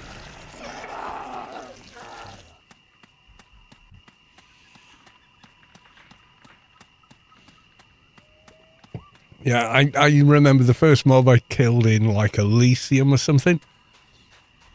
And it said, oh, the Shadowlands question. And I clicked yes. And then the next one I killed, I was like, what's this 200 SK bullshit? You know, coming from level 200, killing mobs for thousands of XP on Rubi-ka. I was like, what the fuck is this? You know, it was awful. It was truly awful. And part of the reason there was a mass kind of exodus from the game was the faction system wasn't built for people that had played the game for any length of time and had reached a high level but had no amount of faction that you would expect to have if you'd have played that game from the beginning.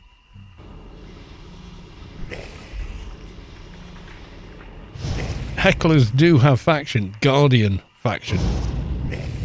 I mean, when it came out, do you remember the thousands upon thousands of forum threads about we should be able to convert to neutral so we can level in Shadowlands with faction? Because that's just how awful faction was, how terribly it was implemented. There was no way to realistically gain it once your character was at a certain level, other than, you know, running around looking for sided mobs for hours and hours and hours to make up for a deficit that shouldn't exist, because they designed Shadowlands to work from level 1 to level 220, not from level 200 to level 220. And it was a shock to absolutely no one with a brain that the first level 220 was a neutral NT. It was a shock to no one.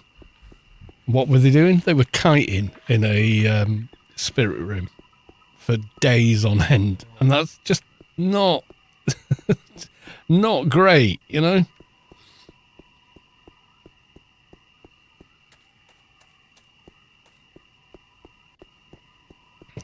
Right, so we finished off the other quest. So I'm going to go, I think I've got another thing. No, I don't. Oh, I'm going to have to run back.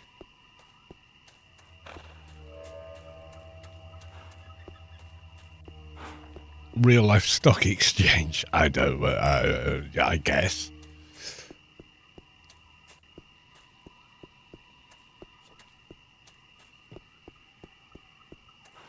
No, we'll start it all. Well, not. No, it didn't. It didn't have the bottleneck to it. It didn't have the bottleneck to it. I mean, it had some bottlenecks, but they were mechanically quite different. So the problem with coming in with Shadowlands early on, oh, for fuck's sake, was if you were solo, you were basically screwed. You know, so.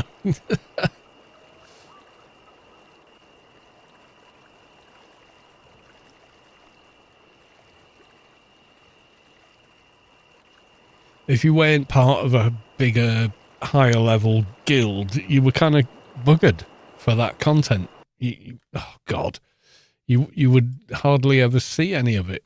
You would just see the XP side, XP bonus move around. That would be it. You couldn't build a base and place towers to get the benefit from them at higher levels, certainly.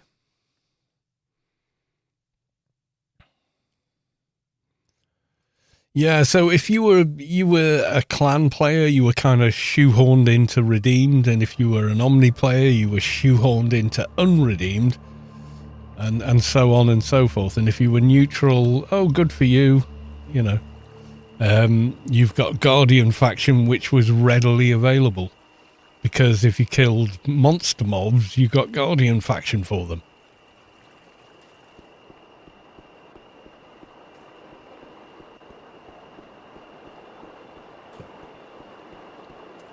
So, yeah, I mean, at the moment, people are able to level at higher levels because of the fact that the game sets them at 50k faction. I don't think they would be happy if suddenly they were at whatever faction they've earned, because it would be on the floor. In the live game, you just go to GMI, spend a couple of thousand credits and buy 50k faction. You know, you buy 5 little thingies, boom, you're there.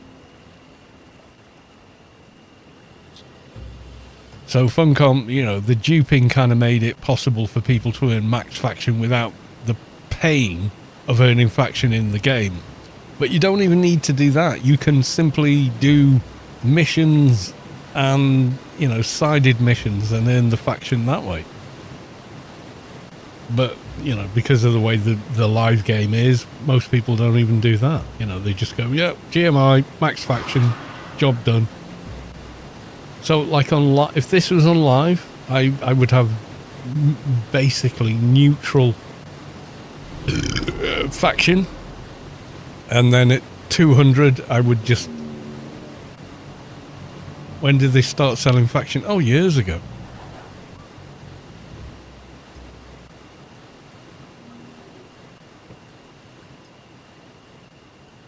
You can buy 10k faction on GMI for glumpence, I think. Let's have a look. Right, now we're out of danger, I think. Maybe, sort of. Let's log into the live client. God knows what the password is. Haven't logged in for a very long time.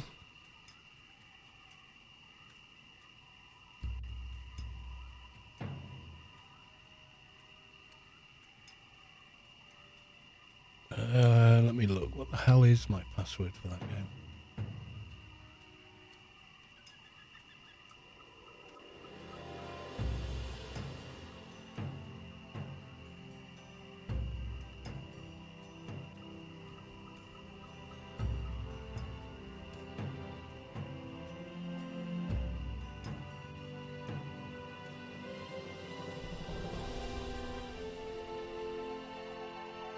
I think it's that. Let's have a look. Yeah, it is. Right, so there you go. There's Callus 2 on the live server in the beta engine. We're going to go to GMI just to, you know, show and tell.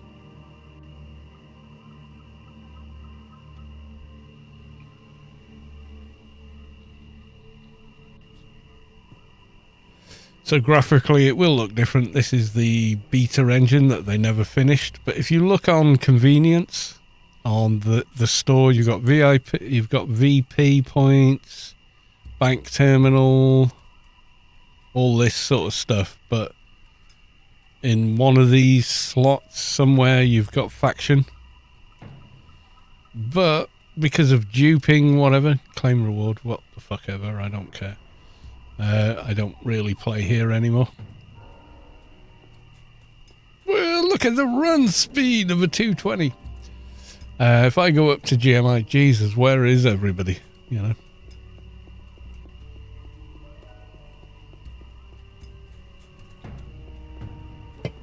So if I come up on here, hit GMI,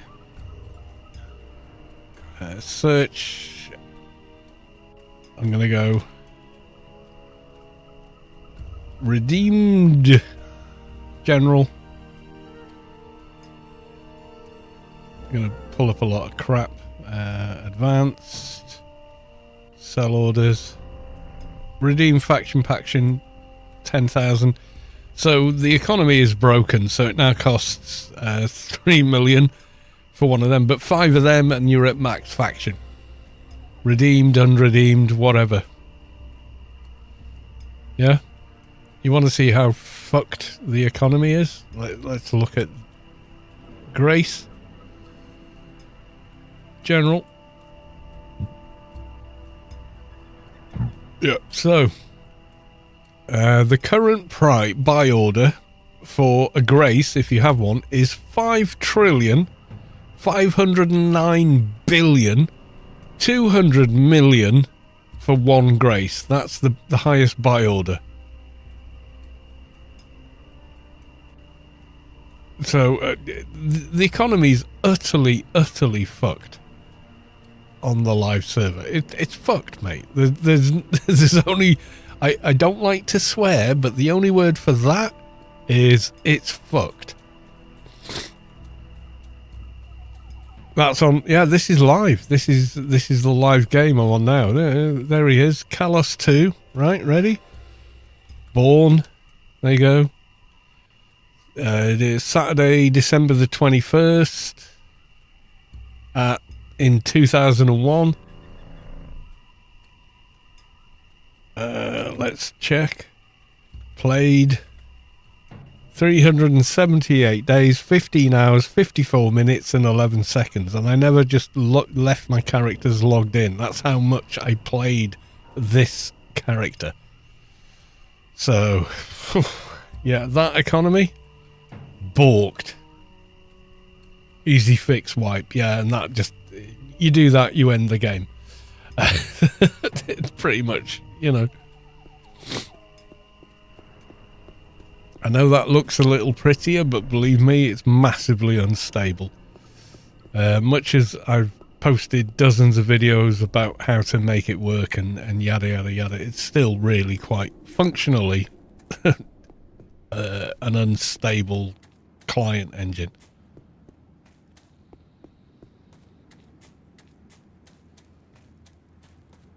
Yeah, like you say, yeah, it's part of why you wipe. Yeah, because shit like that, man. 5 trillion. What a fucking grace. Who the fucking legitimately made 5 trillion? It's just ridiculous numbers.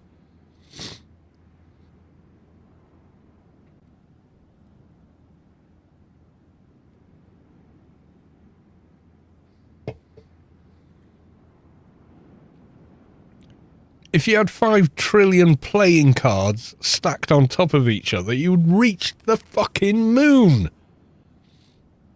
Which would take you a week to drive to in a car. At top speed. Oh, I think I've found a bit of a glitch. I've zoned, but I can't actually move forward. Let's go back. Okay, so that zone ain't working.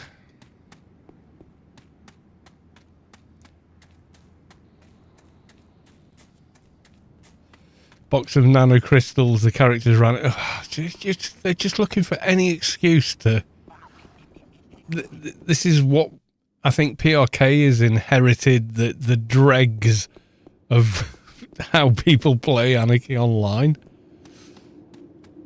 This is doing the max out the sneak skill hack in Oblivion by as soon as you leave the dungeon, the first dungeon you start off in, you know, where Jean-Luc Picard dies. All you need to do is run straight back to the dungeon entrance and ask to visit the poor bugger that's in there, and then try to pickpocket him like a gazillion times until you hit 100 pickpocket, and then try and pick the lock 100 times, and so on, and you hit 100 locksmith skill or whatever it's called. And if you're playing a single player game on your own, ain't no one gives a shit what you do. It's a single player game. You're not affecting anyone else. But in a multiplayer game, oh my god, what are you doing?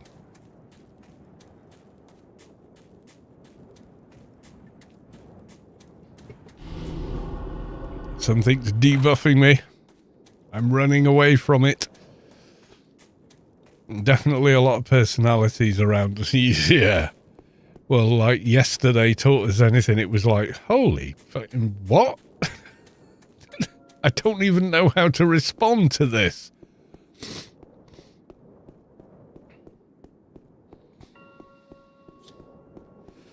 And I'm not going to name names, but whatever that guy was smoking, you know, stop smoking it, mate. It's driving you nuts.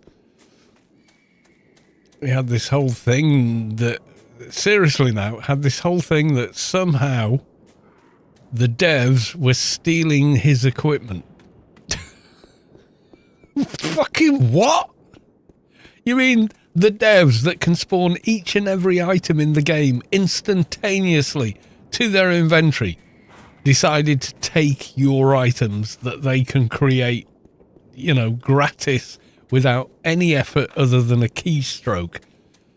Yeah, nah, dog. You're tripping balls, you know.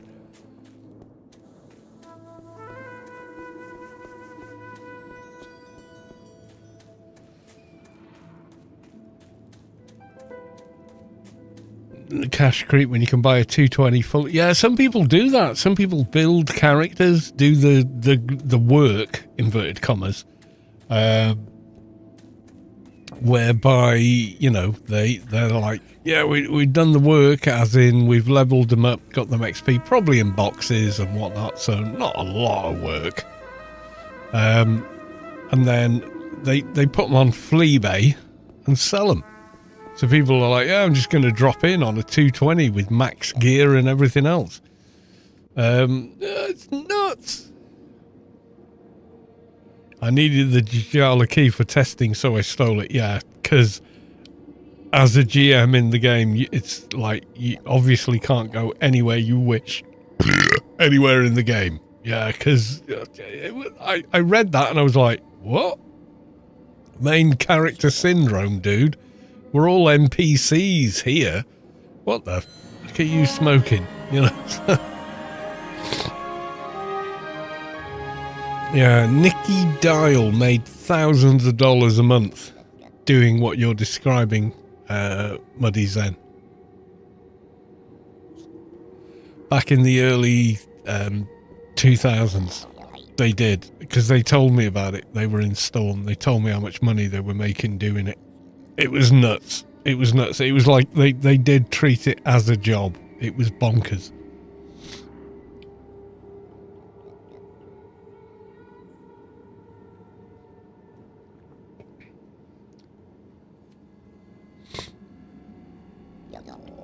Nikki Dial, that was a character and a half. I'm going to max that, say save, then I'm going to go suggested for the rest, and then close. Remember the ingot farmers? No. Yeah, can I join your team for XP? No, you speak Kim. Kim come 2 hours from now. Wait, what? You speak Kim. Kim come 2 hours from now. What the fuck is this? And you know, they were just some gold farming company from East Asia somewhere. I've no idea. But yeah, that's how it went. Yeah.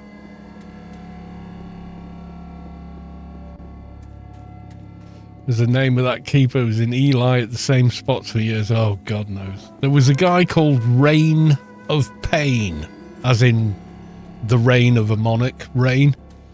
And his whole thing was ganking people at 4 holes where the XP buff is, that 35% XP buff.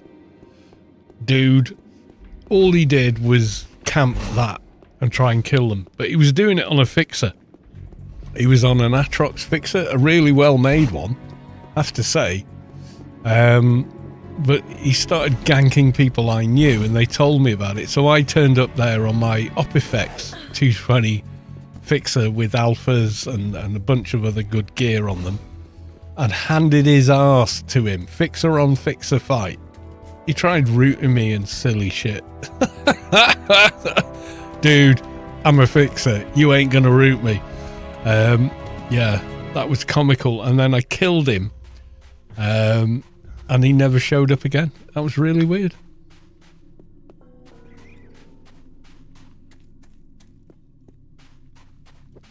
Now, whether he just gave up on the idea, whether I spanked the bully so hard they just quit bullying, or whether hundreds of other people reported them for being a griefer, I don't know. But they buggered off. That much I do know.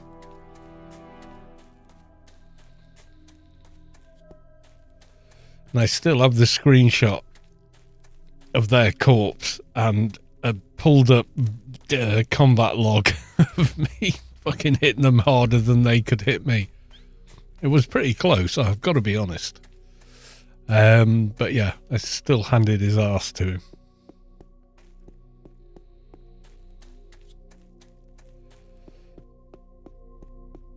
Was there a farmable XP buff in Nascence? I don't know.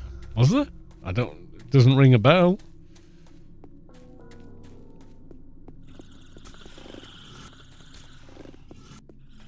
Soul feeding. Malabians. Oh, they're in that weird, yeah. Yeah, I need you. I need another insignia. 4 holes. Yeah, 4 holes. Rubi-ka.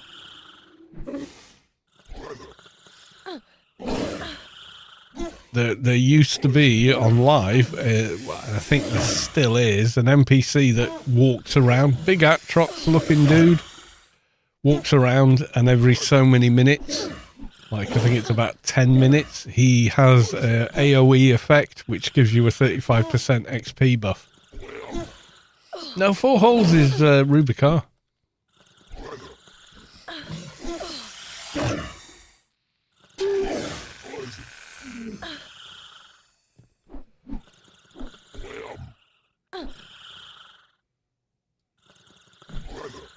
Yeah.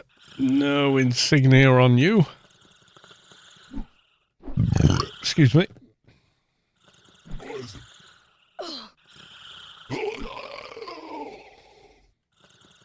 Yeah, I've no idea what. I know the cred sellers are massively out of touch with the game economy. Last time I checked on them, they were saying, "Oh, $5 for 1 billion," and I'm like, "Have you seen the price that you can get for 1 grace?" So you got to Funcom and put the grace code and redeem it on GMI to sell it as an item on GMI. You're gonna get 5 fucking trillion for your $30. You know, buying credits from a third party is just like they're relying on ignorance. They've got to be. It's just bonkers.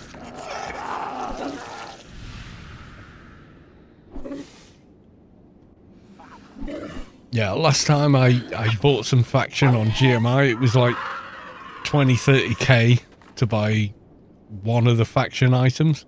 So I was like, I don't care, I've got a couple of 100 million. So I'm just going to buy that and give my new 200 level 200 character max faction, you know. I thought you crashed. It was just an ad loading on Twitch. Well, I'm sorry about that. If I keep gifting PRK devs subscriptions, people are going to go, well, that's why you've got that. I did give one to Tinkering Idiot, though, because he was watching what I was doing to check on something. And I was like, yeah, you need uninterrupted viewing.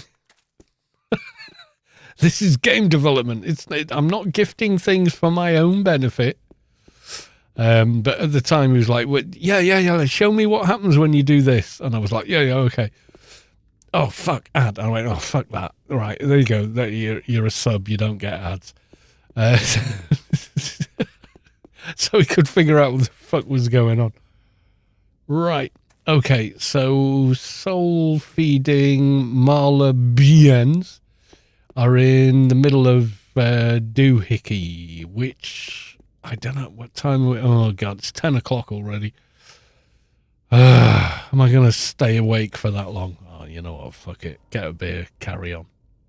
There's plenty of sugar in the beer. That'll keep you awake.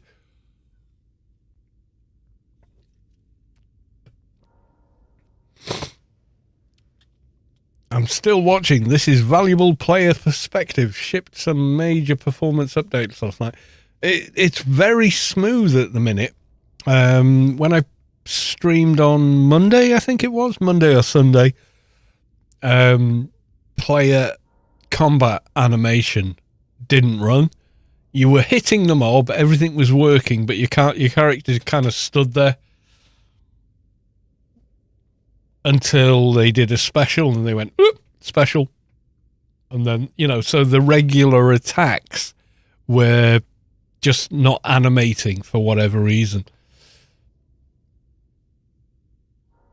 Yeah, I think at the moment it feels just as smooth as the live game. Easily as smooth. Anyway, getting a beer.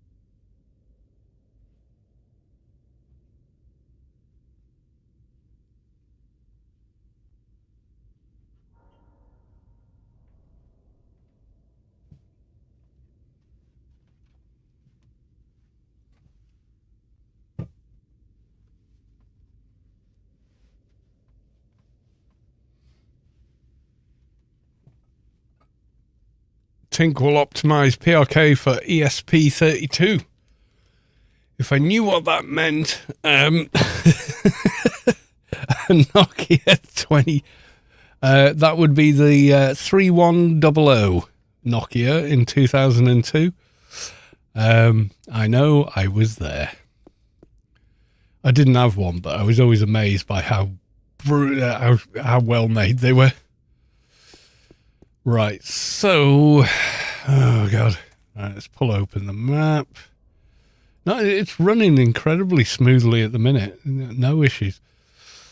Yeah, they're basically, yeah, the quick way for those guys is run through the portal. You know, the east-west portal. Whispervale, yep, there we go. They had protective cases for protecting the floor when they dropped. Pretty much, they were, you know, compared to today, they were like indestructible. They really were. You guys, some of you younger guys probably never had one, but I did. And Jesus H, I mean, yeah, they were incredibly tough. You could drive a car over them.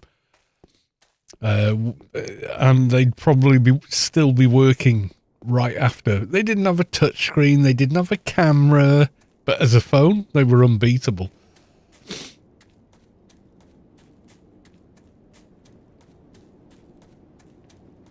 Oh my god, he's using automation, he's not touching. Press number pad 0. Auto run. Built into the game since 2001.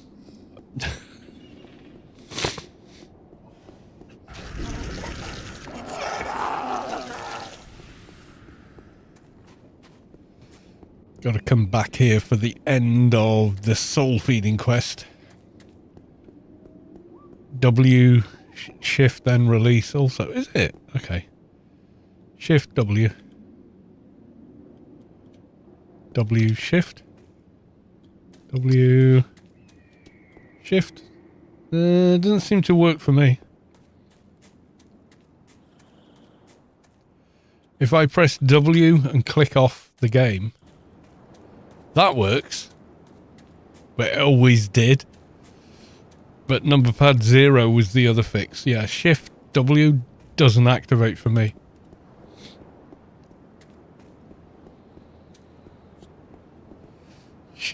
W, Shift, release W. Oh yeah, that works. Yeah, there you go. Yeah, it does work then. Yeah. Is it not control? No. You. So right, I'll go through it again. W, Shift, release W while still holding Shift. Let go of keyboard. Auto run. There you go. So it's that way, but I've got a full 108 keyboard. I've got the old Logitech G710 Plus, so it has a number pad keyboard on it, and you know my instinct is hit 0 on the number pad for auto run, because that definitely works.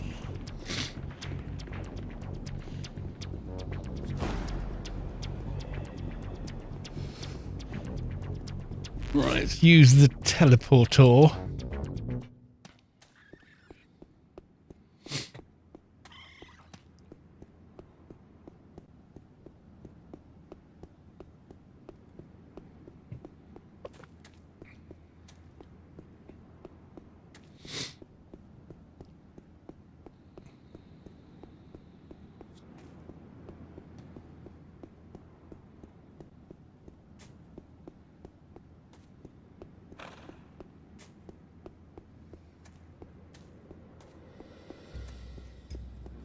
Let me guess, someone's killing the named predators for shade armor.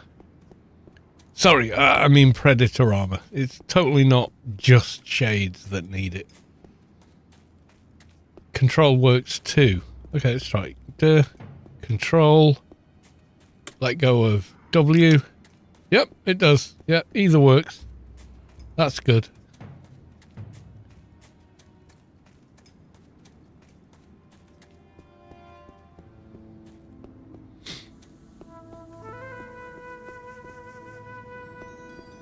Need to get past you, I think. You're gonna aggro. Yep, you're gonna aggro. Okay. Flurry. Yeah, that's it. Yeah, we all do it. We all develop habits in games.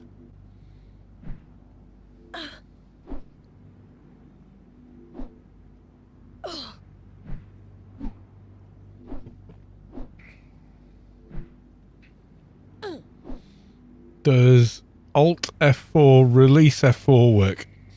Wah, wah, wah. Oh yes, but it doesn't make you run.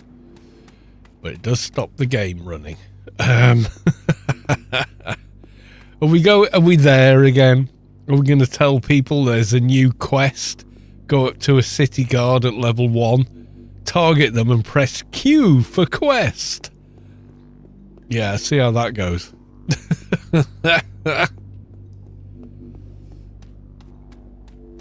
God, I remember the days when people actually did it.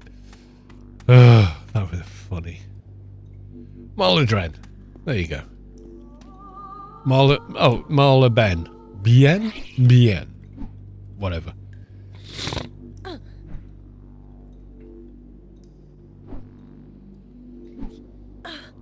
You don't need to tell them the game crashes on its own. I would say it's on par with the live game beta engine when it comes to stability. Genuinely, I think it is.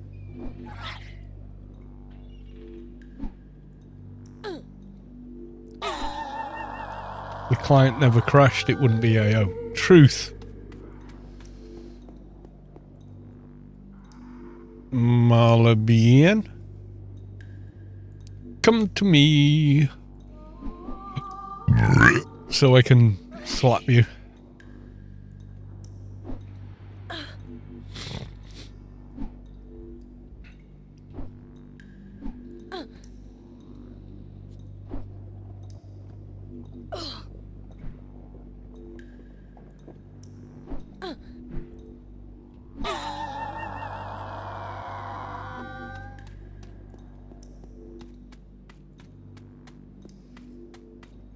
big circle around these guys, and okay, there's one of the mobs we want. Yep. Will you come as far as this? Maybe, maybe not. Yes. Is Shadowlands free in Project Rubi-ka? All of Project Rubi-ka is free, however far they end up developing it. At the moment, they're working on the main game and Shadowlands, and it's entirely free. You will never pay for Project Rubi-ka.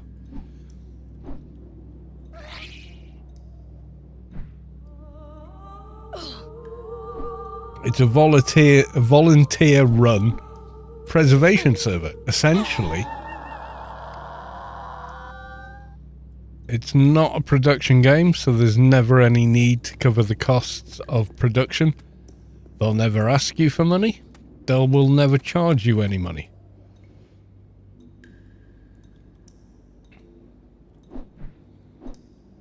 You mean a private server? Emulator, yeah.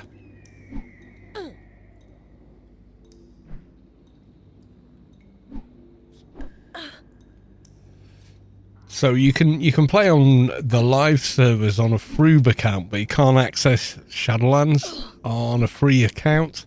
But you can on Project Rubi-ka, and if they enable AI, as in alien invasion, not the other more scary kind, then you won't pay for that either. You'll never pay for anything on the server.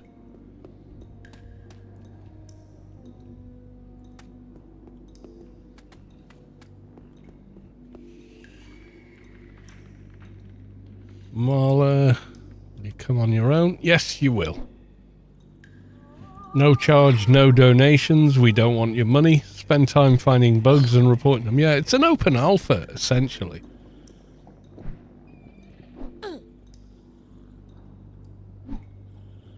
I don't like, once your account goes pay to play, you can't go back. What, on the live server? No, you can't.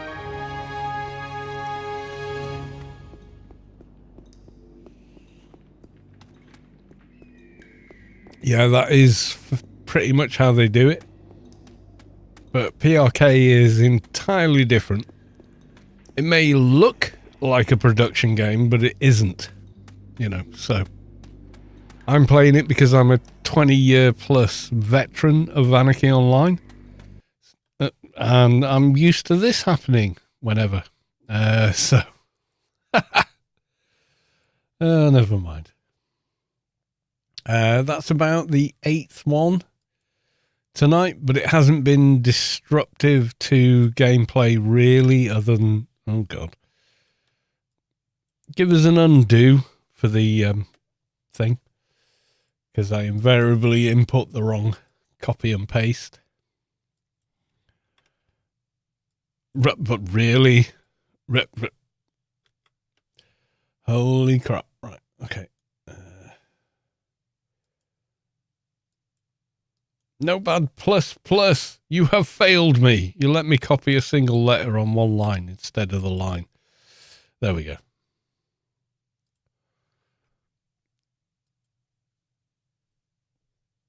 The only cost is your brain cells when watching Cirtle Global these days.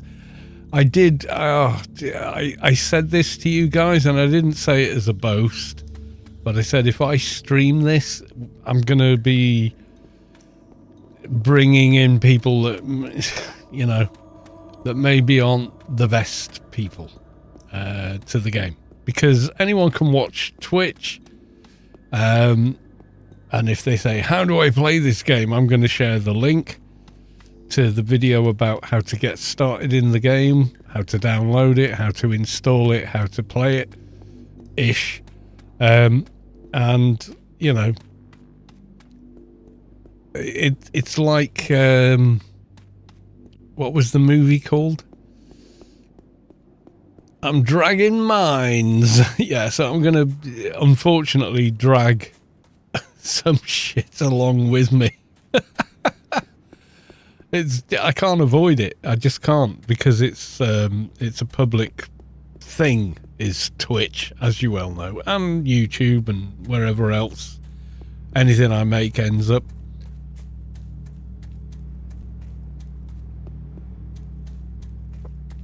But if anyone watching me plays it the way I do, it's not a problem, because I'm like, oh, okay, blah, blah, blah, blah, blah. Playing the game, enjoying the game. These are the rules. I follow the rules because I'm a good person. If they say, oh, if you're going to do this, here are the rules, and I go, okay then. I yay or nay it, depending on whether I want to follow those rules. And in general, I'm like, yeah, that sounds totally reasonable. Okay. You know, so, but I can't control the people that watch maybe a couple of streams and go, oh, game I can go in and use hacking software with. I'm like, no, if you want to do that, go to the live game, because Funcom won't do shit.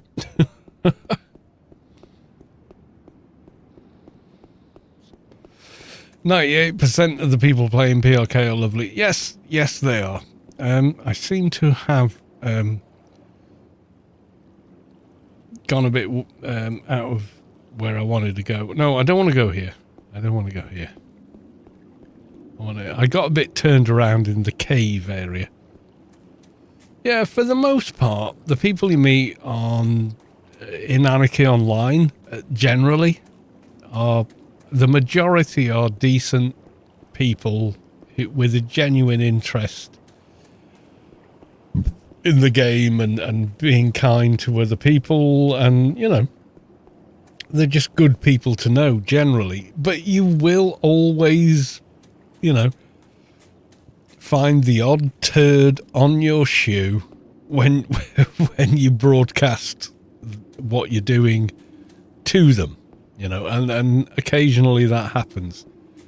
You pull people in have main character syndrome. You pull people in that are, well, they probably need professional help for the paranoia, and you get people that are so entitled it's beggars belief, and yet they exist, and you know, and I blame myself a little bit because I'm dragging them in with me, you know.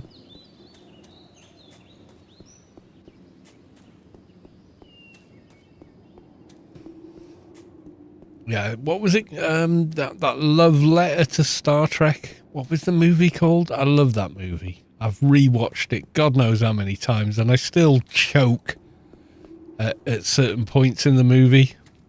I really do. I'm like, yeah, lump in my throat. Who's cutting onions? You know, it gets you. It absolutely gets you. Oh, God, but I can't think of the name right now, and it bugs me. What the fuck is the door? Who designed this? Go to Earth! That's a meme, by the way. I have no hate for Gouter whatsoever. But as a meme, I say it. Project... No, much older than that. It's a love letter to Star Trek and Star Trek fandom. But I can't remember what the hell it's called.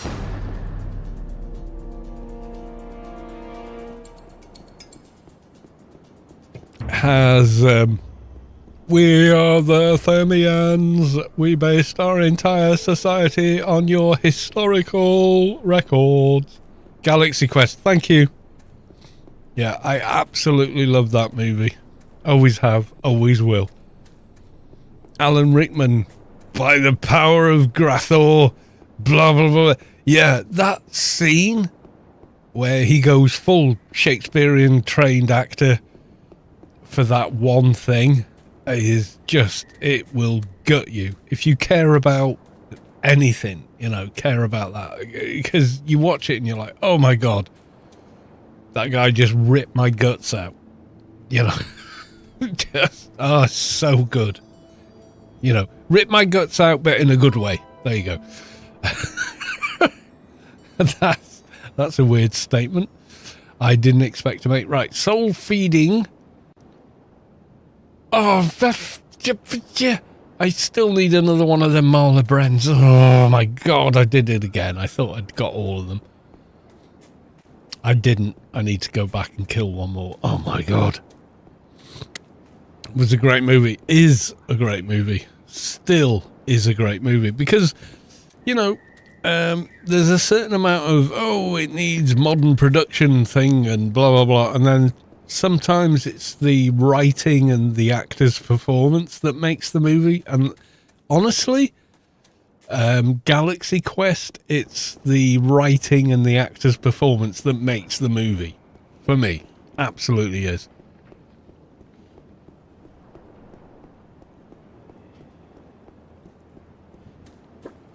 Yeah, and they played the Leonard Nimoy trope of he got sick of having to say "live long and prosper" to every other fan that came along.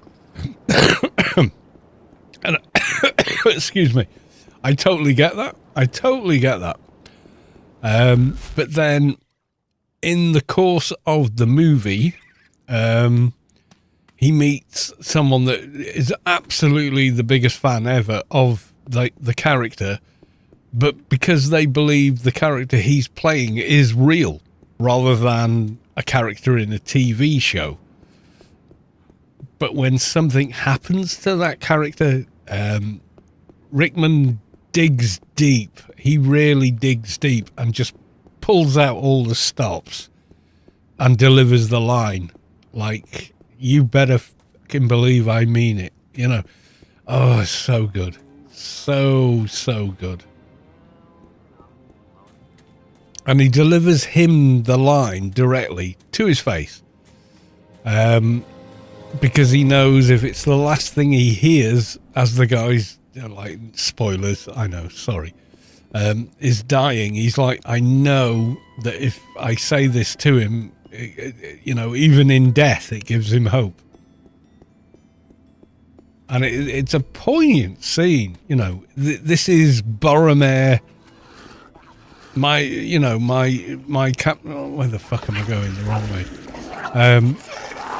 You know, if you think it hit me as hard as Lord of the Rings, Boromir's death scene. You know, when he looks up at Aragorn and says, you know, my captain, my king. It's that level. You're like, oh. You know, you lump in the throat. Oh my god. Yeah.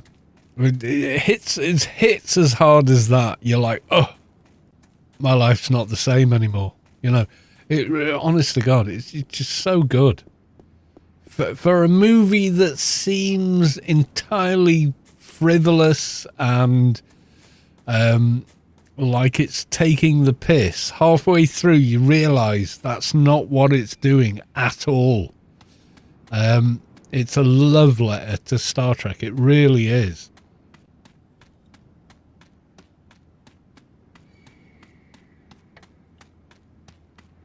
Dead Poets, Lord of the Rings. Kinda, yeah. It's the movie sets you up to think, oh yeah, whatever, you know, be cynical and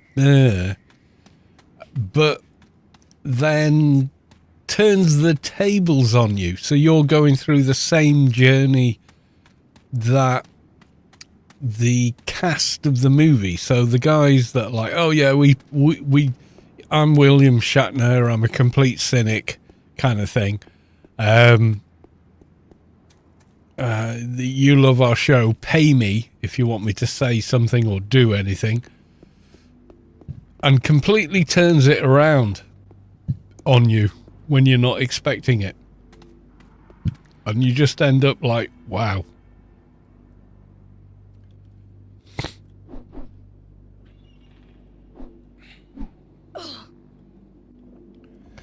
Blindio10. Good evening, folks. Good evening. Welcome to the stream.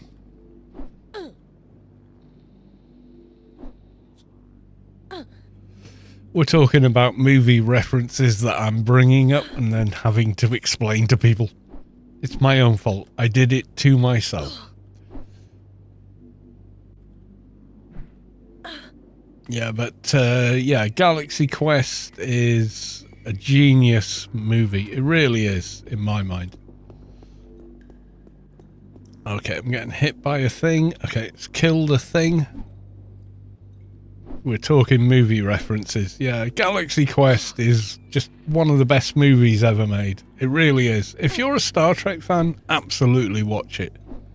Because at first you're like, oh, they're just taking the piss out of us. And then by the end of it, you're like, you've got tears in your eyes. And you're like, oh my God, this is a love letter. This is amazing. I love this. You know, it's one of those. It really, really is. Give it a chance. Get past the first act, definitely.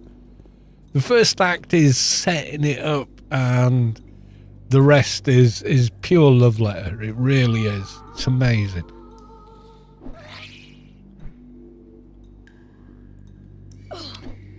Have you seen the movie Crash that came out in 2004?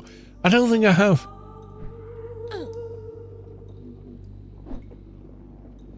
Oh, Blindio, if you're in any way a science fiction fan, 100% watch it. Just 100% watch it. Right. I'm getting tired, so I'm going to abuse the stuck system to come back to Rubi-ka rebuff, and then we're going to try and finish off that other quest. There's still a bunch of others that I haven't done yet, and I'm not going to be able to do tonight. I'm going to be fast asleep by the time they're available. Right. Buff.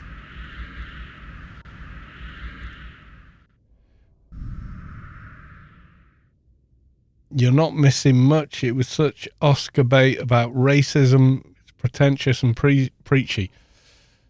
Well, I don't know what that really means. I mean, I watched Roots when it came out on TV. How many Star Trek fans realise that Geordie LaForge was the main actor in Roots? If I'm the first person you've heard say that, welcome to my world.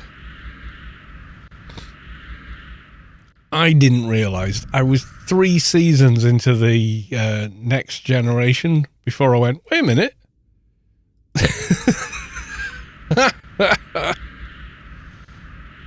Crash wishes it was Roots. Roots was a remarkable adaptation of the books.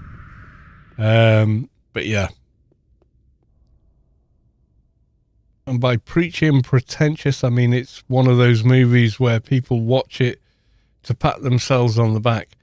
I thought Crash was about a pair of people that kind of got turned on by having sex during a car crash or something. I heard that about it and was like, yeah, you know what? I don't think I need to watch this. He can't see shit, Captain. You take Geordie LaForge out of your filthy mouth, sir. Yeah. That's David Cronenberg version. Oh, right. I don't know. I heard there was a movie called Crash and it was something about that. And I was like, hell no, I don't want to watch it. That just sounds twisted. That's a different movie with the same name with James Spader. Oh, I like James Spader, though.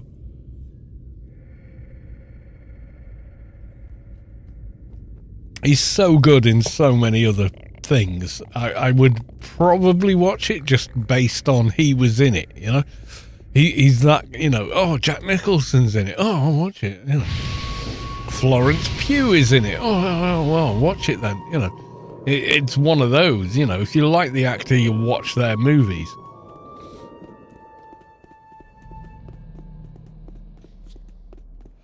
That was the one. Yeah, I don't know what the other movie is, but yeah, Florence Pugh. Oh my God. Yeah. Oh, guys, a thing is happening. Big Lee. He's grey, but I'm not taking any chances given that HP bar, which I hope you can see on the screen, which is giganormous. What the hell? I don't think, no, I just randomly picked Florence Pugh as an example. Sorry guys, I wasn't referencing her to Crash or any other movie. She did a wrestling movie as well that I really liked, where she plays a real life character. Yeah, guys, if you're on PRK, shenanigans are happening in Newland. Yeah, she's a brilliant actor. Yeah. Oh, she is. Yeah, absolutely.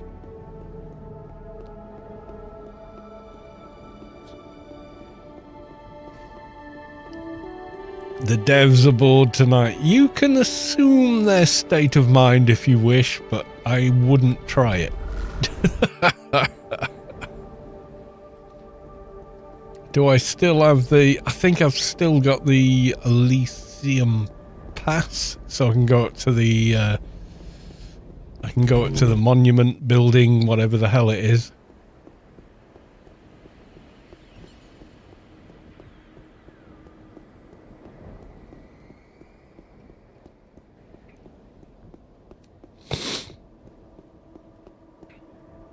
Now, I like Florence Pugh. She's got one of those faces when you first see her, you go, oh, she's really pretty. And then, like, afterwards you go, no, she's kind of average. And then you see her in an interview when that face is animated by the person she is. And you go, oh, wow, yeah, she is absolutely gorgeous. You know, I don't know if that's a thing that everyone gets, but yeah. Yeah, I kind of get the thing where at first glance you go, oh, she's really pretty. And second glance you go, she's kind of mid. But then when you see Florence Pugh just being Florence Pugh in an interview or something, you go, oh my God, I want to marry this girl. You know, she's that kind of a deal. I don't know if that makes sense.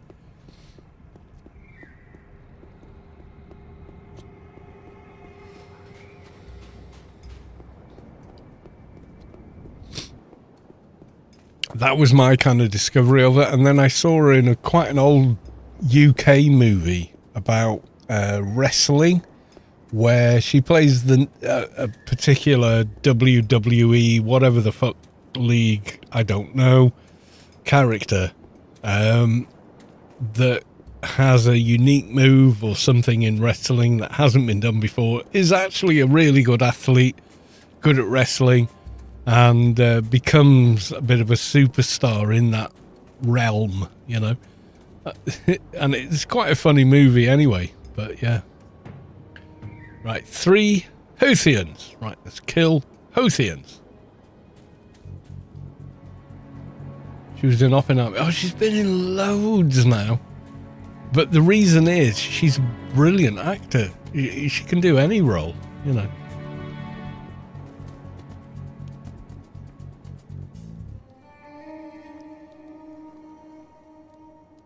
She keeps getting cast in things because she can do them, you know. That's kind of the MO.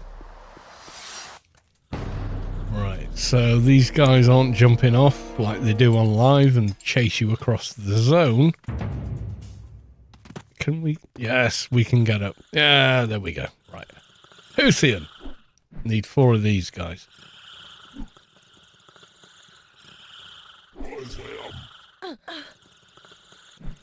Yeah, I saw her in the new Avengers or something, and she's great. She plays this kind of East European, Russian-ish sort of character. She's fucking brilliant. Like, kind of this bored of it all, but shit-up, combative person. She's just great in it. She's just so good. The replacement for, is she? Is that a thing? I mean, if you watch the Marvel movie series, oh God, this is so massive spoiler if you haven't watched the Avengers movie series. Black Widow dies. Yeah, so if she's the new Black Widow, great, because she's a superb actor. Brisk Houthians, okay.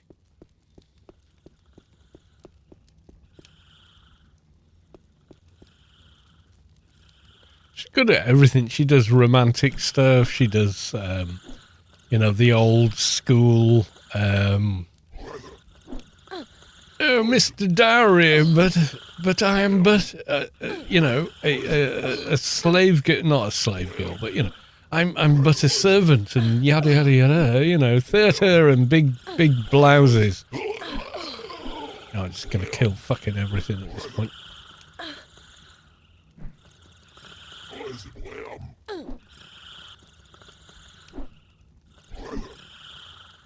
Yeah, she plays Irula in June 2, and she's really good at that as well.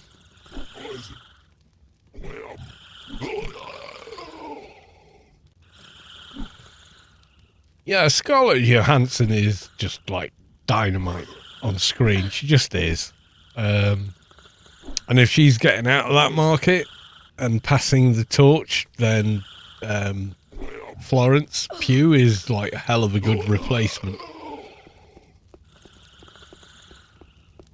You know, that cynical edge to that character, the Black Widow character. This idiot is giving me everything, while she's the one tied up in the chair. She's like, yeah, but he's an idiot and he's giving me everything I want. The rest is just decoration. Her accent is good in the trailer. Yeah, the misfit kind of thing is good. It works. It works as a movie.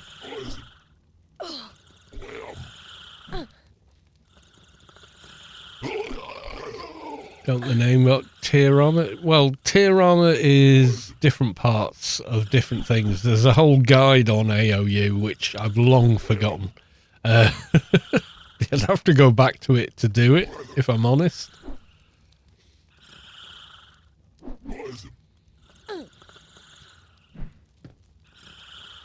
I'm killing ads here and such because I still need brisk. I need 3. Have I only killed that many? Wow. Okay.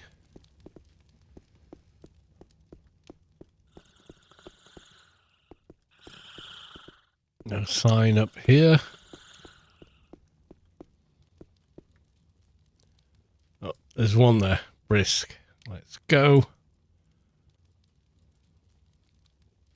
Yeah, there's like a new bunch of Avengers, but I don't know. I think Hollywood's trying to cash in a little bit too much there with that. Because, you know, the original Avengers movie was based on several movies that came before about the various heroes within the Avengers, and it kind of feels a little canned that they're trying to reboot it.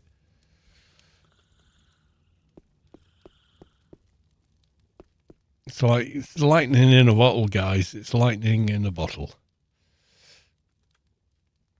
Okay, what do we need now? We need Marla Annas. It's none of you guys. Spirits a little north, including name ones, do drop tier 1 parts. I need Shade, Novi. Okay, hang on. I've got mobs to deal with. Yeah, I think we're all kind of like, you know, Avengers Endgame was the ribbon on the... was the bow on the ribbon on the present, and we're kind of like, yeah, okay, you did a good job, you did a great job, but we're kind of burned out on it now. But Hollywood's like, these movies make money, we need to make more of them. It's a danger zone. Now comes the... No, we did the X-Men. We did X-Men New, X-Men Old, we did X-Men Back in the Past, X-Men Back in the Past and in the Future. It's done to death, you know. They're coming back again. It just doesn't need to come back. Do something new. You know, that's how I feel about the whole superhero movie thing.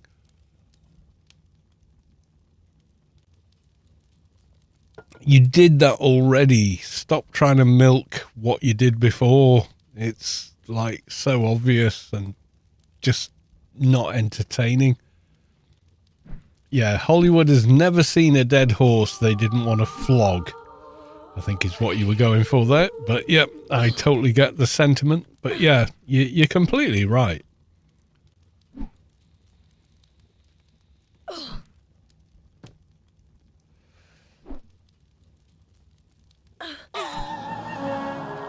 It was the spirits that dropped no victim. I remember it being a huge pain in the arse. Well, don't put no victim there then.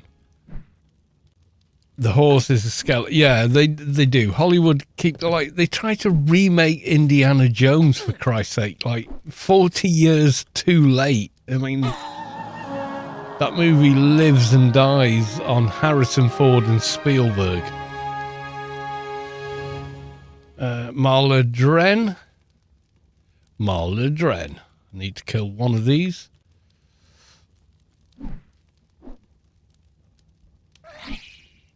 Yeah, Hollywood will always try to regurgitate what's been successful because that's how they make money. And tell us that that's what we want. And we're like, no, why don't you give new movie? And what's great is you've got 20-year-old YouTubers making things like Backrooms. And they're putting to shame things that have, had hundreds of millions of dollars behind them and not found an audience. Haythian Lookout. Let's go. Blocker. First aid thingamy.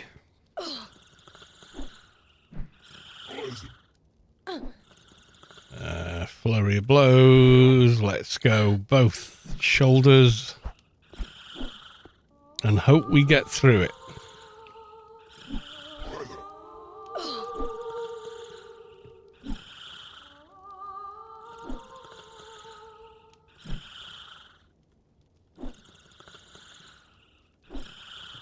We've only done half the damn quests in Elysium so far. Yep, there we go. Run away! Run away!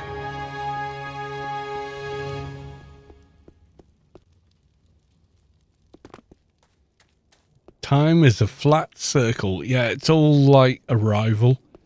Our understanding of time is broken. Return to the one who has taken the vow, blah, blah, blah, blah. Yeah, back where we started, basically, for that quest. It's a big, long, super long quest. Yeah, Hollywood is like, they want to take, the suits have taken over. All they're interested in is how much money can we make.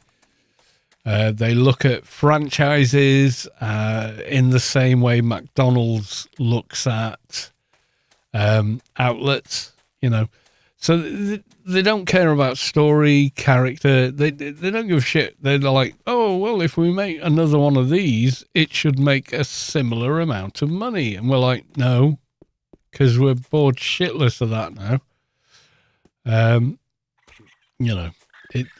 don't know what to tell you. Yeah, Arrival, the book is better than the movie, and the movie is very good, I have to say. At depicting what's in the book. Time is a flat circle. Yeah, there you go.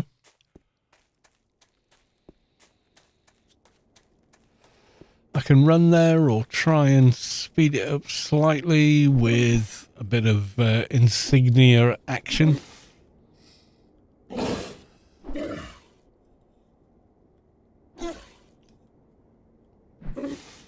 Yeah, Hollywood won't take a risk on a new idea, which is a massive shame because new ideas were the movies that built Hollywood. So your Spielbergs, your Lucases, all those guys said, I want this movie about a shark. A what? A shark? Yeah, I know what a shark is. How is that a movie? Oh, no, you don't understand. It's a journey for the people in it, Yeah, they're suits. They're all about shareholder value and PowerPoint presentations. And yeah, they just totally don't get anything artistic whatsoever. They just don't get it. And it will be their undoing. You know, newer forces will come into play where people watch Backrooms made for 10% of the price of any Hollywood movie by a complete unknown that just wanted to tell a story, you know, and is doing massively better than the gazillion-dollar movies they're investing in, because people just don't give a shit anymore about those movies. It's like, yeah, we did that already. Why are we seeing it again? No, sorry, I'm going into Theatre 3 to watch this new idea. You know, the public decide in the end. As much as those guys want to dictate what people watch and etc., in the end, the public decide. If you don't go and see that movie, it doesn't make money, and they bin the whole IP. That's their problem. They see everything in terms of money. They don't see art, they don't see invention, they don't see creation, they don't see artistic merit, they don't see any of it. And the problem is Hollywood was built on people that were risk takers. So they went, well, it's going to cost the company X gazillion dollars to make this movie. I don't know if it's going to work because I don't even understand what the director's talking about. But they seem really, really passionate about it, and they absolutely want to make it. And what do we get? We get fucking Star Wars. Or we get Jaws, or we get Indiana Jones, or we get all these other things. You know, it's crazy that they're so blind. And they're like the dodos of old. You know, they can't see their own extinction. Yeah, Harry Potter 15, there's no books to support that. It's just, you know, like they did the Fantastic Beasts thing, which was an offshoot series of books by the same author, and expected them to do as well as the original, 7, 8 books. It's like, no, dude, unless you're a Potter fan, you won't have a clue what it's about, and it's not the same, and it's not as good, and it's not the same environment. You know, the thing that captured people's imagination about the whole Harry Potter thing was, oh, what if it was me, and one day I wasn't this unimportant asshole, I was suddenly the most important person in the world with this magical world supporting me. It kind of, you know, it's high fantasy. It is massively high fantasy. And which is why it's so fun to watch the movies, because we can like imagine ourselves a little bit within it. And when you're on Jurassic Park 57, you're like, yeah, we know, fucking dinosaurs, we've seen them, it's done. Right, let's hand this in. There you go. East Coast quests are done. We got a shit ton of money and an XP for that. More than I could have made doing anything else at this level. So I just got a perk. Or a rival, can't do. Reaver, could do. I think bioshielding's more useful. Oh. Go. Right. Okay. My shade has the pants for Job since she was about level 70. She's 150 odd because I found ways to put it off. I did the tier armor on my last shade simply because I made a fat Atrox shade and thought they at the very least should be wearing that armor. Right. Everyone's going on about Newland, so I'm going to Newland. Oh no, I'm not. Stuck commander 6 minutes, yada yada yada. Okay, we'll go back the old way. Yeah, it's very difficult to solo. It is. And ultimately, other than for cosmetic reasons, it's not the best armor in the live game, that's for sure. Cosmetically, you could argue, yes, it is. Newland is about done. We were testing performance. If you want to teleport me there so people can see what you're talking about, you can do so. I'm not going to cry about it. Yeah, tier 2 for social. For shade at least. Keeper as well. I think the Keeper armor look, tier 2, is peak Keeper armor appearance, definitely. Because you look like the guy in the character creation areas and in the IPS areas. You've got the sword, and everything. It looks good. I'm a huge fan of the trader tier armor. Okay, Mushroom Man. That's so unfair. I should shut up.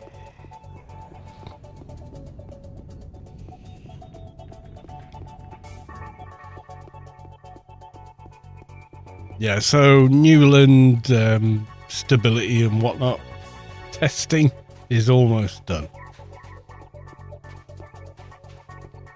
Cries in Engi tier armor. Yeah, I did an Engi Solitus Engi pistol run, and they had all the tier armor, and then I put the helmet on and went, oh hell no.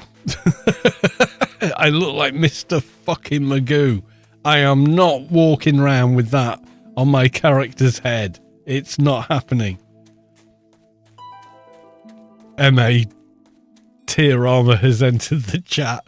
Oh, are we going to dissect all those choices? Yeah, they're definitely a choice. Let's say that at the very least. Oh my god.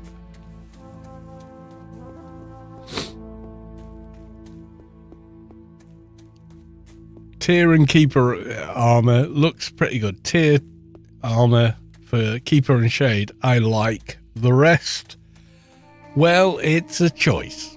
You know, that's all I'm going to say. It's a choice. You know, if you like it, you like it. Ain't no judgment, you know. No judgment. Even though there is a judgment, I'm just being quiet about it, but the MA banana suit. It is Kill Bill chapter 2 be damned, but yeah, it is. And they borrowed that yellow from the Bruce Lee movie. I can't was it Big Boss or something like that anyway. Yeah, they completely borrowed that from that. Was it Game of Death? He had the yellow jumpsuit. Yeah, it was one of Bruce Lee's older movies, and Kill Bill kind of borrowed that, and then Funcom borrowed Kill Bill. You know, it's kind of like, yeah, this massive kind of oddness.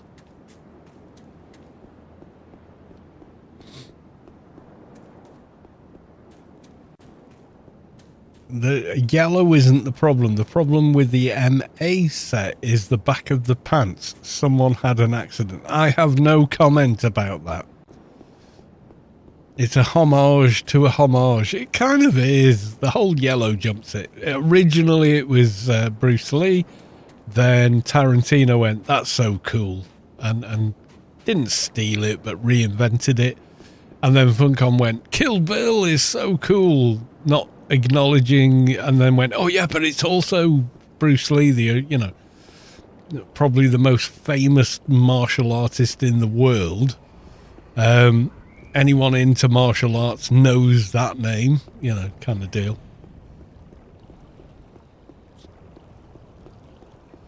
Does this work the other way now, or is it still a bit jiggered? It's jiggered, isn't it? I can't walk back through here.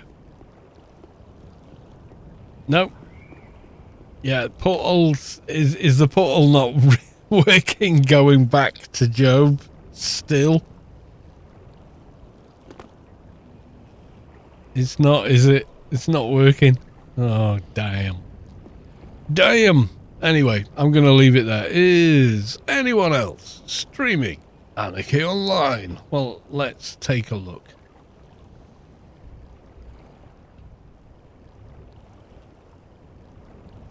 Okay, there's me and Rubi-ka live feed. Damn. And then a bunch of people I've never heard of. Yeah, I'm going to leave it there.